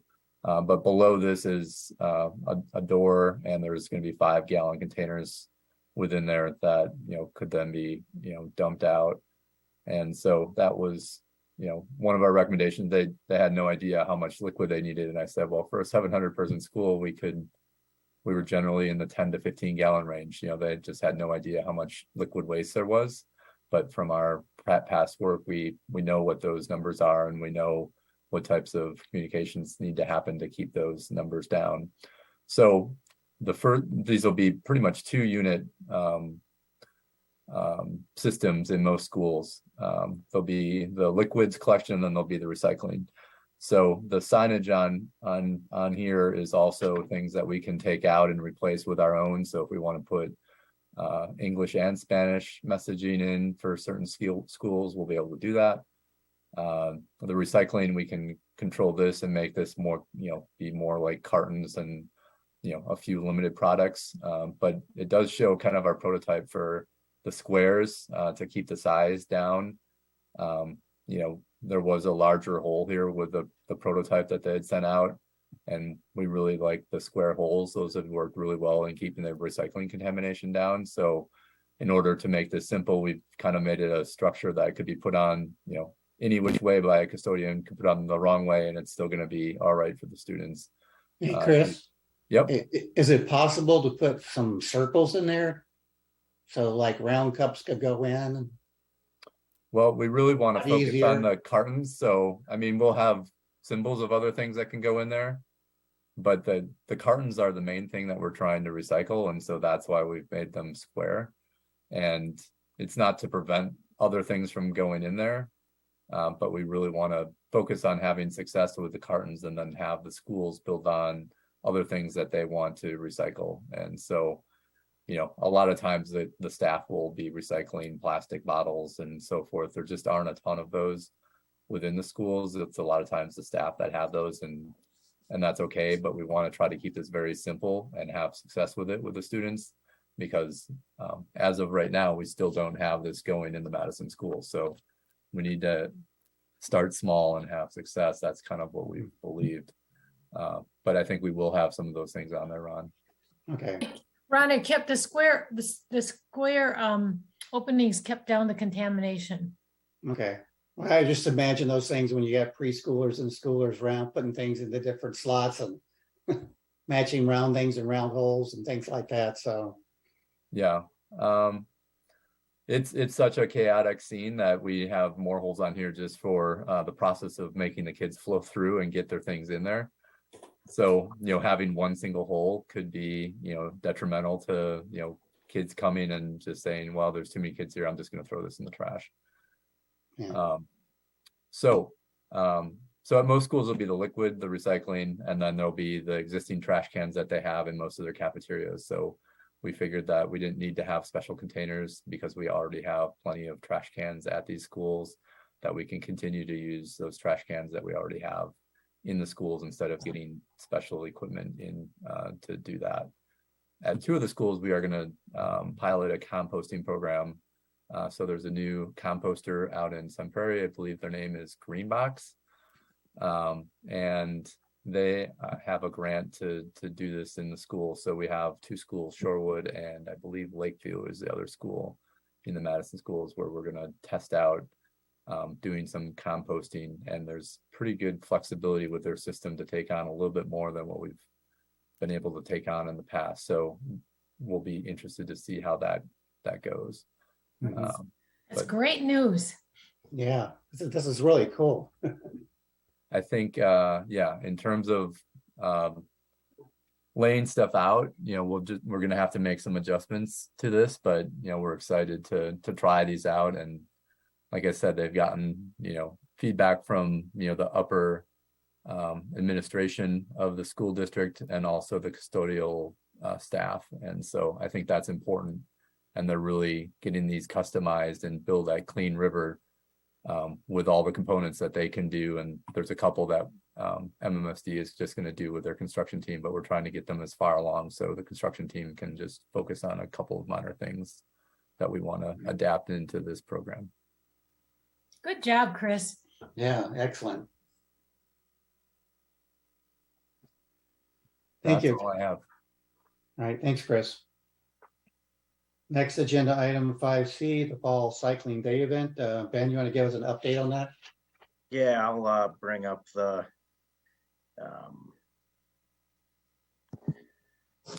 little flyer here.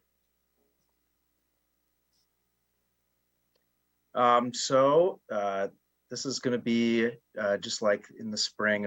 We'll have Pelletary and Resource Solutions providing confidential shredding and e-waste recycling, as well as the med drop. It's at same place as usual, the Civic Campus. That'll be Saturday the 15th from 8 to 11. And I think as far as volunteers, I think we had Ron and Diane. Let's see, it was actually in the meeting minutes. Ron, Kim, Chris, nope, not Diane, and Alder Gerhardt. I can help, Ben. I Okay. thought I might be out of town, but I can help. Okay, great. You know, I'll send out just a general email so I can get everyone in on a spreadsheet and just kind of assign some tasks. And I think we're actually looking okay on volunteers. I think in the past there'd been like 8 volunteers or so. Does that sound about right? Give or take? I think that sounds about right. Yeah, so I think we may have had more at the last event. We had 3 council members and at least 3 staff members, right? Because Scott helped. And Phil was there. Pardon me? Phil was there and Phil was there, and Dakota. somebody else, I can't remember who it was. And then there were 4 or 5 RCC members. So, yeah. okay. Well, and that's not all at the same time, because we had, different time slots. Sure. Kind of rotating in and out throughout the day. All right. Well, I think I'm not sure if Phil is going to be able to make this one. I'll have to confirm with him, but I think Bill Bulkey was going to come. I'll have to check that as well. But Gabriella, do you know if there's any other council members that were interested in participating? Last year, Alder Redefrada and Alder Wheeler both came. I'll ask them again, but also I will just put an ask out to the whole council and see if anyone, I can tell them to email you, and then I'll follow up with an email saying what they should do. Ben, what if you don't mind a suggestion, what we've done or the person in your shoes did, and maybe Phil, they just made a schedule of what needs to, how many volunteers we need at the stations, like the shredding and directing traffic and the electronics. And that way, how many in the shifts that we have, like maybe, I think this runs for 3 hours, correct? Mm-hmm. Yep. So plus set up and take down. So 4 hours or 2 hour shifts. And then people just, you filled in where people could be. And then you know how many slots you need and how many people you have. Okay. Can I make one suggestion? So we always include the med drop, but the med drop happens all year round. And so I understand that we want people to bring their meds if they're coming anyway. But we had some people last year that thought that this is the only time to do it. And they sat in lines with people for recycling electronics, and they were all frustrated because all they had was med drop. And they can come any time of year. And if that's the one day they shouldn't come because it's so crowded, you know what I mean? So there's this, I don't know. Maybe we just have to make it more clear that it's we have a med drop, here's how it works, but all year long, Right. It just always strange to me that we advertise it together, even though. I think it used to be that med drop was only available when City Hall was open. And so having it, which makes it difficult for a lot of people. So, and I don't know if that's the case anymore. I think they've adjusted it so you can go anytime you want. Because it's in the police department now. But it always has been. Yeah. But maybe, is this the sheet that did you design this, Ben? Wish I could say I did, but no, this was, I don't know who did design this. Well, maybe It's you can, really good. maybe it's a nice handout, but maybe you could tweak it and just mention that MedDrop is available, whatever the hours are, or maybe it's 24/7, I'm not sure. And just leave it at that. Well, especially and I have not attended one of these events, but based on the pictures and what I've heard, sounds like there's plenty of cars there. And, you know, if people that have med drop type stuff could drop it off at a later date or a different time, that might be best for them and everyone else. So yeah, that'll be something we can try to get out there. I would agree that if we're going to promote it, I think we need to make it clear that this is just a standard thing. They are often the people who are most confused, most frustrated by the fact that, like, where even is this? Why do I have to deal with all these other people right now? I mean, Yeah. I think we could literally put in a line that, you know, just like the rest of the year, MedDrop will still be available, almost to say, like, we're not going to close it. So, like, if you want to bring that stuff, great. But I don't know that we need to promote it. Yeah. I mean, we could say all of our recycling options, like check the recycling guide online, MedDrop year round, recycling drop off site year round, and just like say the other recycling option. And this is the only time you can do the confidential paper shred and the electronics. Yeah, I like that. In fact, something like if you're coming for electronics, recycling and shredding, and you have medics, you can also drop it off, but something like that. I mean, like check out our other year-round recycling options Yeah. while you're here. Yeah. Okay. Well, yeah, I think we can definitely modify that. I don't think I have too much else on this topic unless there's anything Okay, and this else. information is was going to get confused. shared how? I was confused by the traffic, there's a map in there for traffic, and it's not what we've been using. And I don't think it's your map. I saw this after. We're not using that. No, it'll Okay. be what had been done previously. It just slipped in. Plus, it's pretty small. Yeah, no one can read that anyhow. So we'll tomorrow, I think you'll see on the Facebook, Twitter, all the social media, some information coming out about this event. We'll include some routing.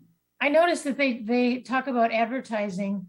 They keep sending their postcards to the same city addresses. They're only covering one part of the city. It would be nice if they would do a different part this time. Oh, really? Okay. Yeah, I'll have to see My if I can neighborhood get a list has never gotten a postcard, and it seems like, I don't know if Chris's neighborhood or Kim's neighborhood, it seems like they get repeated year after year, or collection after collection. Maybe they only have so many addresses, but let's share it around. Okay. I don't remember I'll ask seeing a about that. postcard. You remember seeing one, Rob? No, I don't remember seeing one. Neither. For 3 years, I haven't seen one. I got one, and I'm near McKee Farms Park, so kind of. I may have gotten one once in Swan Creek, but I don't think I've gotten them very often. I think more so they've been in closer proximity to campus. Okay. Well, I'll ask them about that and see if we can get a list.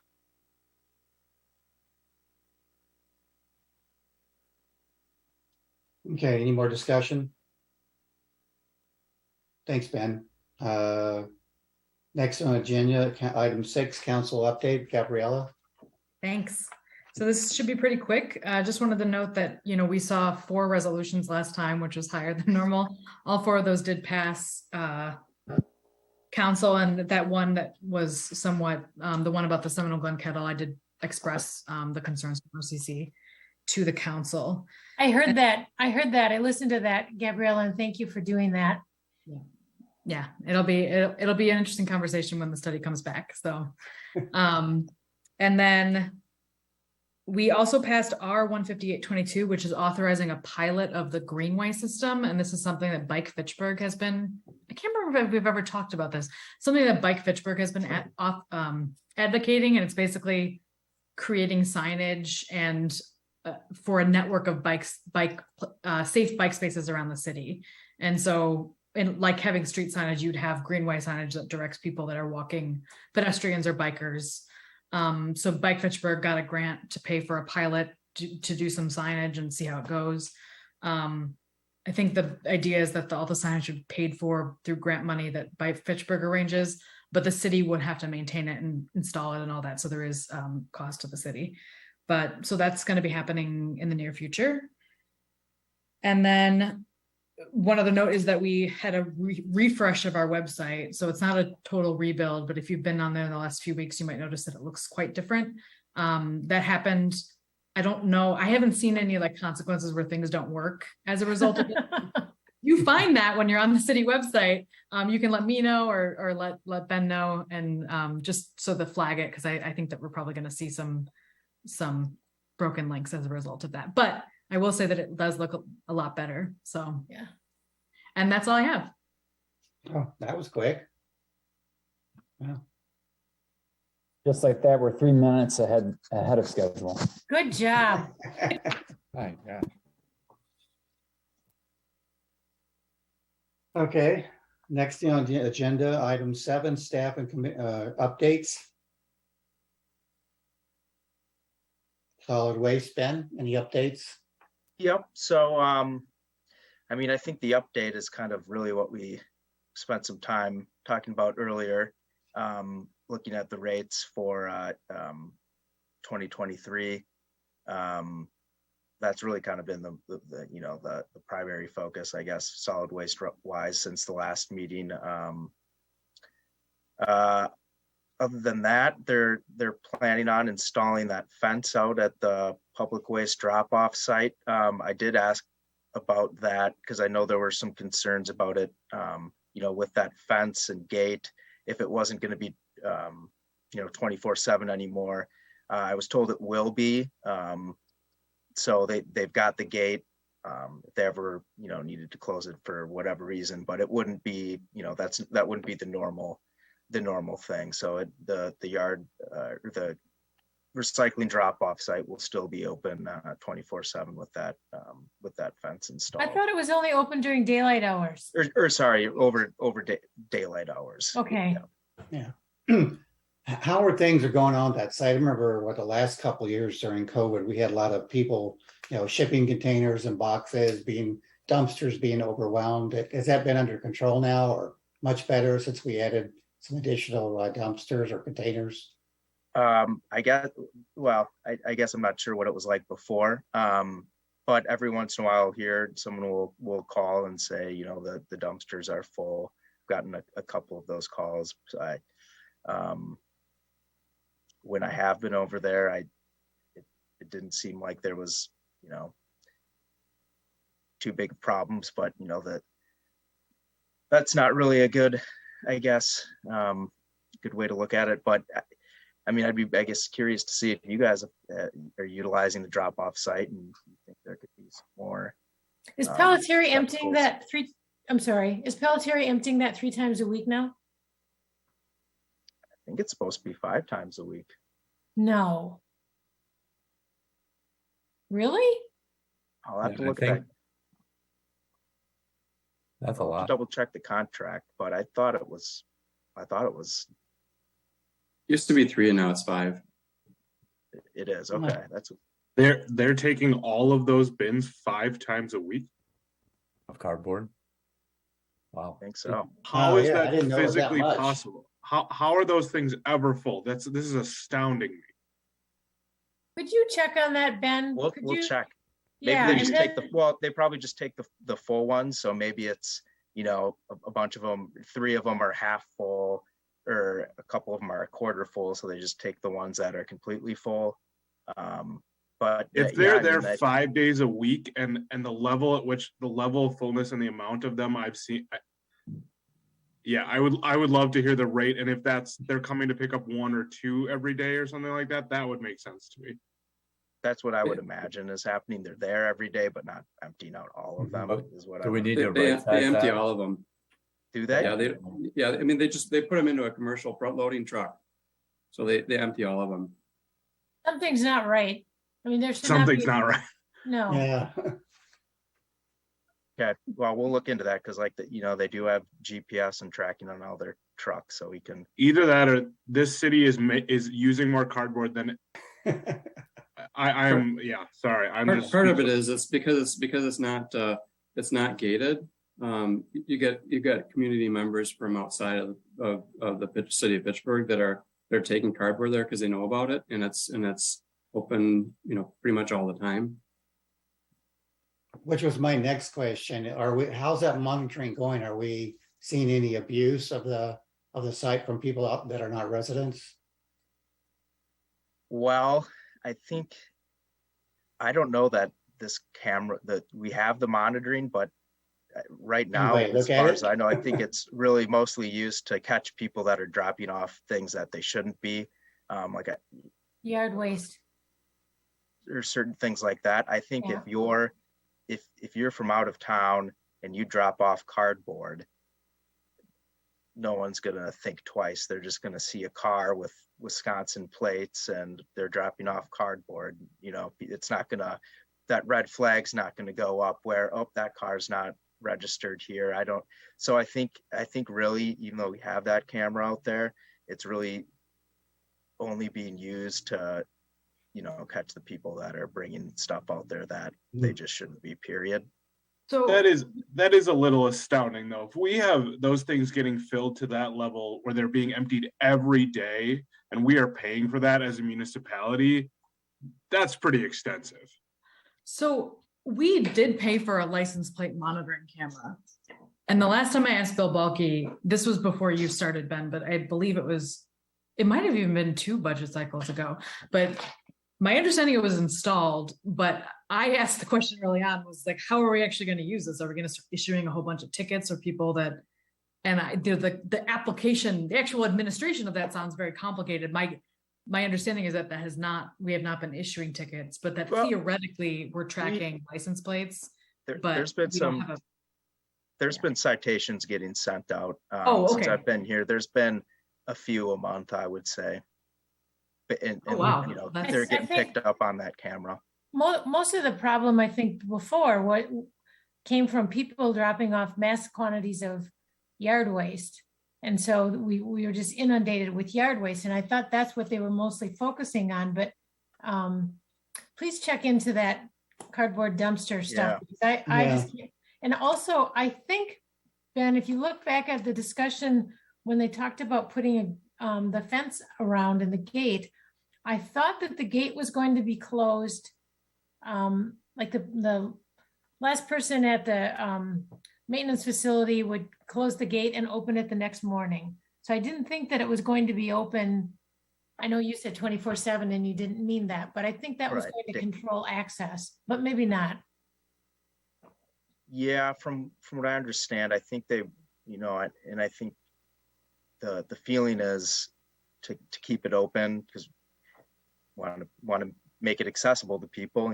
People work all sorts of hours and they might work, they can only get to the drop off at whenever, and we want to keep it as accessible as possible. So I'll check in and see if they did have any plans to eventually try to have that be locked at certain hours, but I don't think that was the intent. I think really it was to keep, paper and trash and stuff flying around, more restricted to the property and kind of make it look like a facility and maybe there were some thoughts of, okay, now we have gates. If there is a need, we can lock it down in the future, but I don't believe that was really the intent.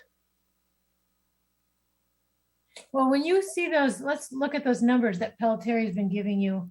That should also give us some information on the number of, or the increase in quantity of cardboard versus last year. I thought it was 3. I thought we just added 1 extra collection. I didn't realize we were doing it 5 times a week, but let's take a look at that. Yep. Okay.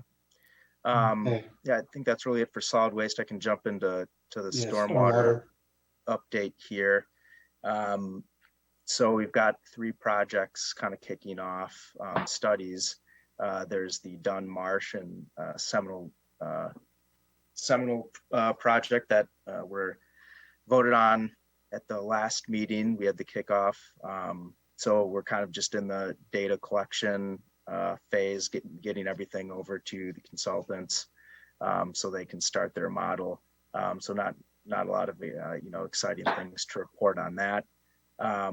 The TMDL study, we also just had the kickoff meeting with Rick, who's on here today, and again, kind of still in just in the data collection period. So we're working on getting things together so we can get them shipped over to Rick, and his team can begin the model update.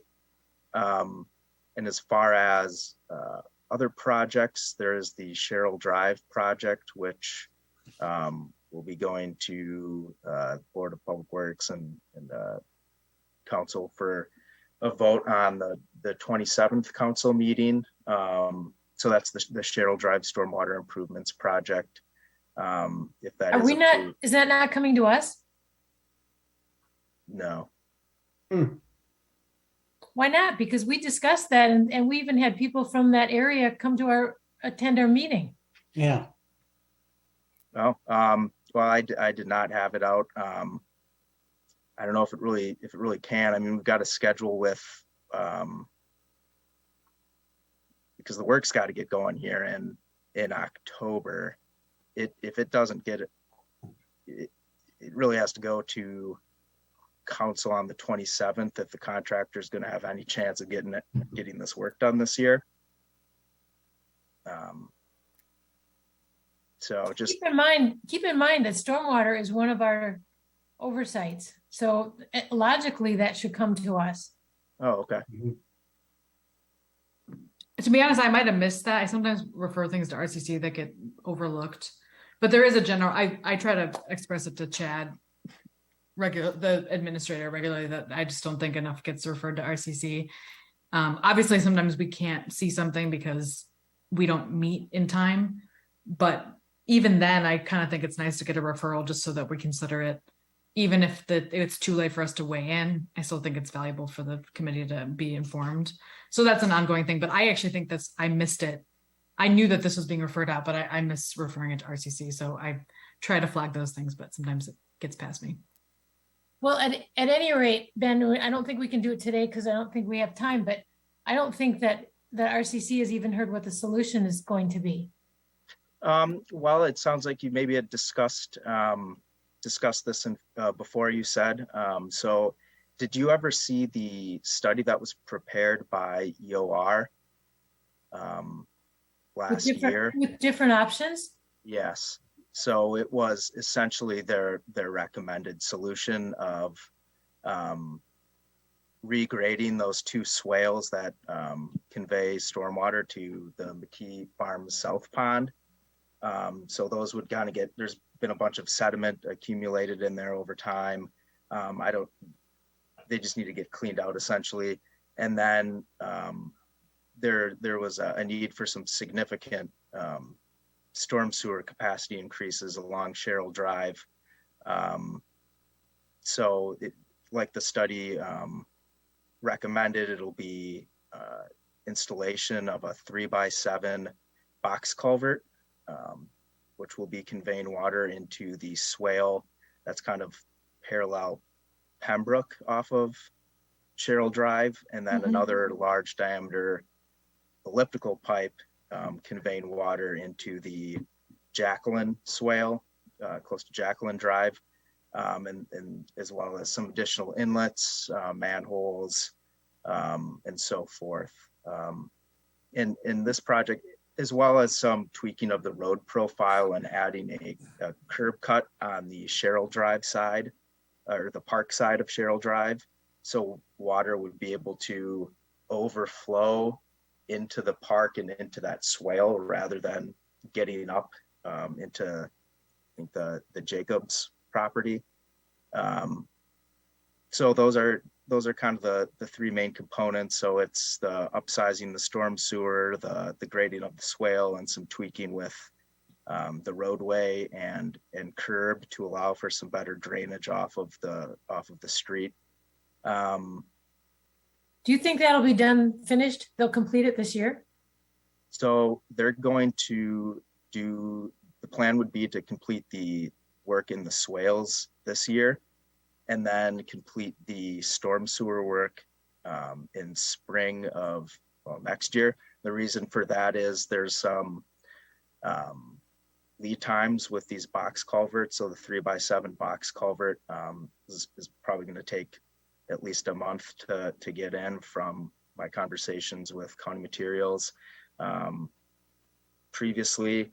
And then there's some large cast in place structures that will need some time to cure, and we don't want to be necessarily doing that out in the winter, in the cold months. So it kind of just made more sense with where we're at now, if we want to get some progress on this project, to split it up in such a way that at least the work out in the park could get done this year.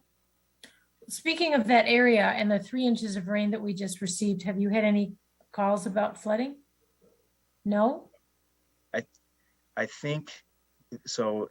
3 inches minimum. I haven't seen anything from 3 to 4, but the rainfall was pretty linear, kind of just steady throughout the whole day. So I think not having those big peak, just getting completely dumped on, we didn't really see that. So I'm assuming that would be why we didn't really get those flooding calls. Good. The neighbors in that area also know that the project is moving forward. So there's the solution is on its way. Actually the bigger issue though, and Ben can comment on this too, is the thing that's going to be controversial is that the project came in way over budget, like way over budget. So we have to approve the funding to actually pay for it. I think it's like literally like $500,000 over budget, if I'm not mistaken. So it's significant cost. So that'll be the bulk of the conversation, I think, at Finance and Council. And I actually haven't watched. I think it went to Public Works. Maybe it hasn't yet. Nope, that'll be I think that's the 19th. Okay, yeah. So it's coming. Oh, so this isn't a go yet. Nope. Yeah, and just like Gabriella said, we're recommending using some ARPA dollars to fund this project because it was significantly over the budget that was, I guess, developed previously. The reason for that is I think material costs are high everywhere across the board. Maybe the budget wasn't the initial estimate wasn't what it should have been. Primarily, that's kind of a big reason. But then the other thing is it's we're 3x7 box culvert, custom manholes, and it's a lot of expensive materials. And this area is at the very downstream end of a 220 plus acre drainage basin, and it's there's a lot of hills and the water's moving fast. So that even with that capacity, I'd have to look back at that study, but that's not like a 100-year storm capacity or anything. So the 3x7 box culvert could really, in theory, even be bigger. But yeah, so that's where you're seeing those costs.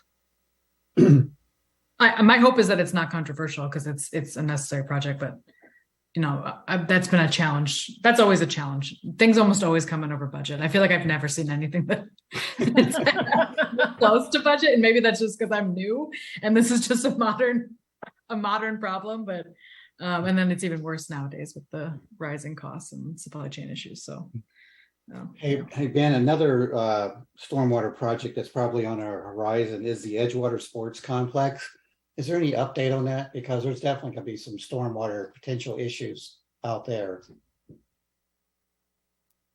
I'm Has not the familiar with- design been done or what? I'm not familiar with the Edgewater It's a, complex. really?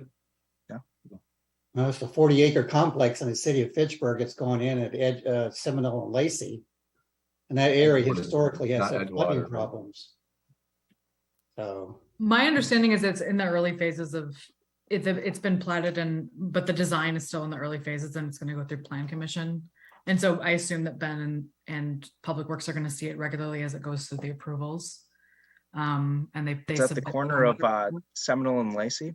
yeah, right across from the O'Brien solar okay. field.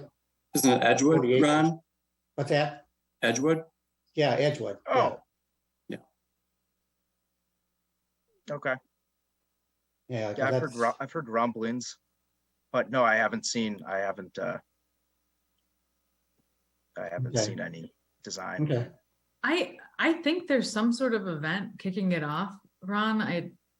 Yeah, I thought I saw something out there in Facebook world, but I can't recall. I can see if I can find it Okay. and let everyone know if I can't remember. Or it might already passed, but yeah, it'd just be interesting to understand how they will handle the stormwater issue, other flooding issues that have occurred out there historically.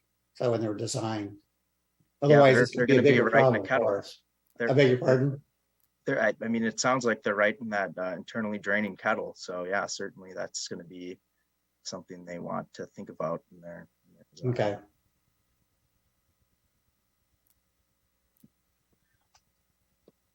All right, do we have anything else? What time is it? It's got 7 minutes or 8 minutes to go.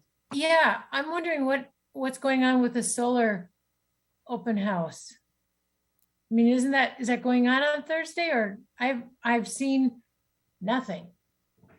It's on Wednesday of this week. I Oh, have Wednesday. I've been completely overloaded with events the last 3 weeks. And so I tried to organize a community outreach and people couldn't make it a couple of different times. So I've been I thought Dane was going to market this. well, they have done some marketing of it within their groups. We haven't done as much on the Fitchburg end of things as we would have liked to do, obviously. So, I mean, it's mostly on me just having too many things on my plate the last 3 weeks. So what's So happening on Wednesday? The solar tour at the O'Brien Solar Farm. Oh, So Starts at 4. I'll send the calendar invite to everybody that I received. okay. So- And then I will send out a flyer that I've been working on tonight and share that out tonight. And hope people can make it, but I feel awful that I haven't had the capacity to do more. So it starts at 4:30 and that's at the O'Brien. Starts at 4 p.m. 4 to 5:30 p.m. And then there's a gathering at the Hop House afterwards, is my understanding from the Correct. Sustain Dane advertisement. Ben, can you get that? I'm not sure what time you have on the website, but can you get that in sync? Yeah. I just sent it to everyone here, Okay. the calendar invite with information in it. So hopefully you'll see that in your inboxes shortly. But I can read off what I have. It should be on the Fitchburg City community calendar. The 4 No. o'clock, the time? It starts at 4 p.m. at Yep. the O'Brien Solar Fields. Okay. And I think they already have 25 people that have RSVP'd for the Hop House portion. Ooh, okay. There's an RSVP is necessary? It's recommended. Yeah. Requested. I can share my screen quickly so just so you can see it for. Can you all see that? Yep. Yeah.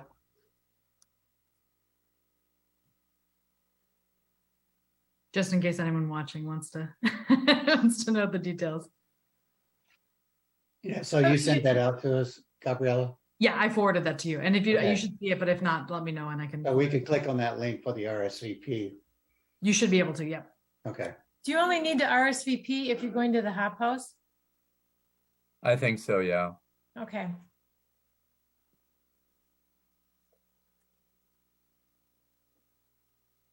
Good. Okay. I did notice on Facebook that the Fitchburg fire hydrant flushing is occurring soon, which is great because last year it occurred when leaves were all on our streets. So this year they're doing it earlier. So thanks for getting that message out to them that it needs to be done earlier, whoever did it. I think we talked about that last year, so that Yeah, must we have did, been, yeah. that So must have, that was they probably listened to us, Ben's predecessor got the message out. yeah. Other than that, does anyone else have anything to add to our meeting tonight? Any updates? Nice job, Will. I didn't think we were gonna do it. Good job, team. If not, we can go ahead and adjourn the meeting at 8:56, 4 minutes early. Good. All right, well, thank you, everyone. Thank you. Thank you. All right, Have a nice nice. night. Nice to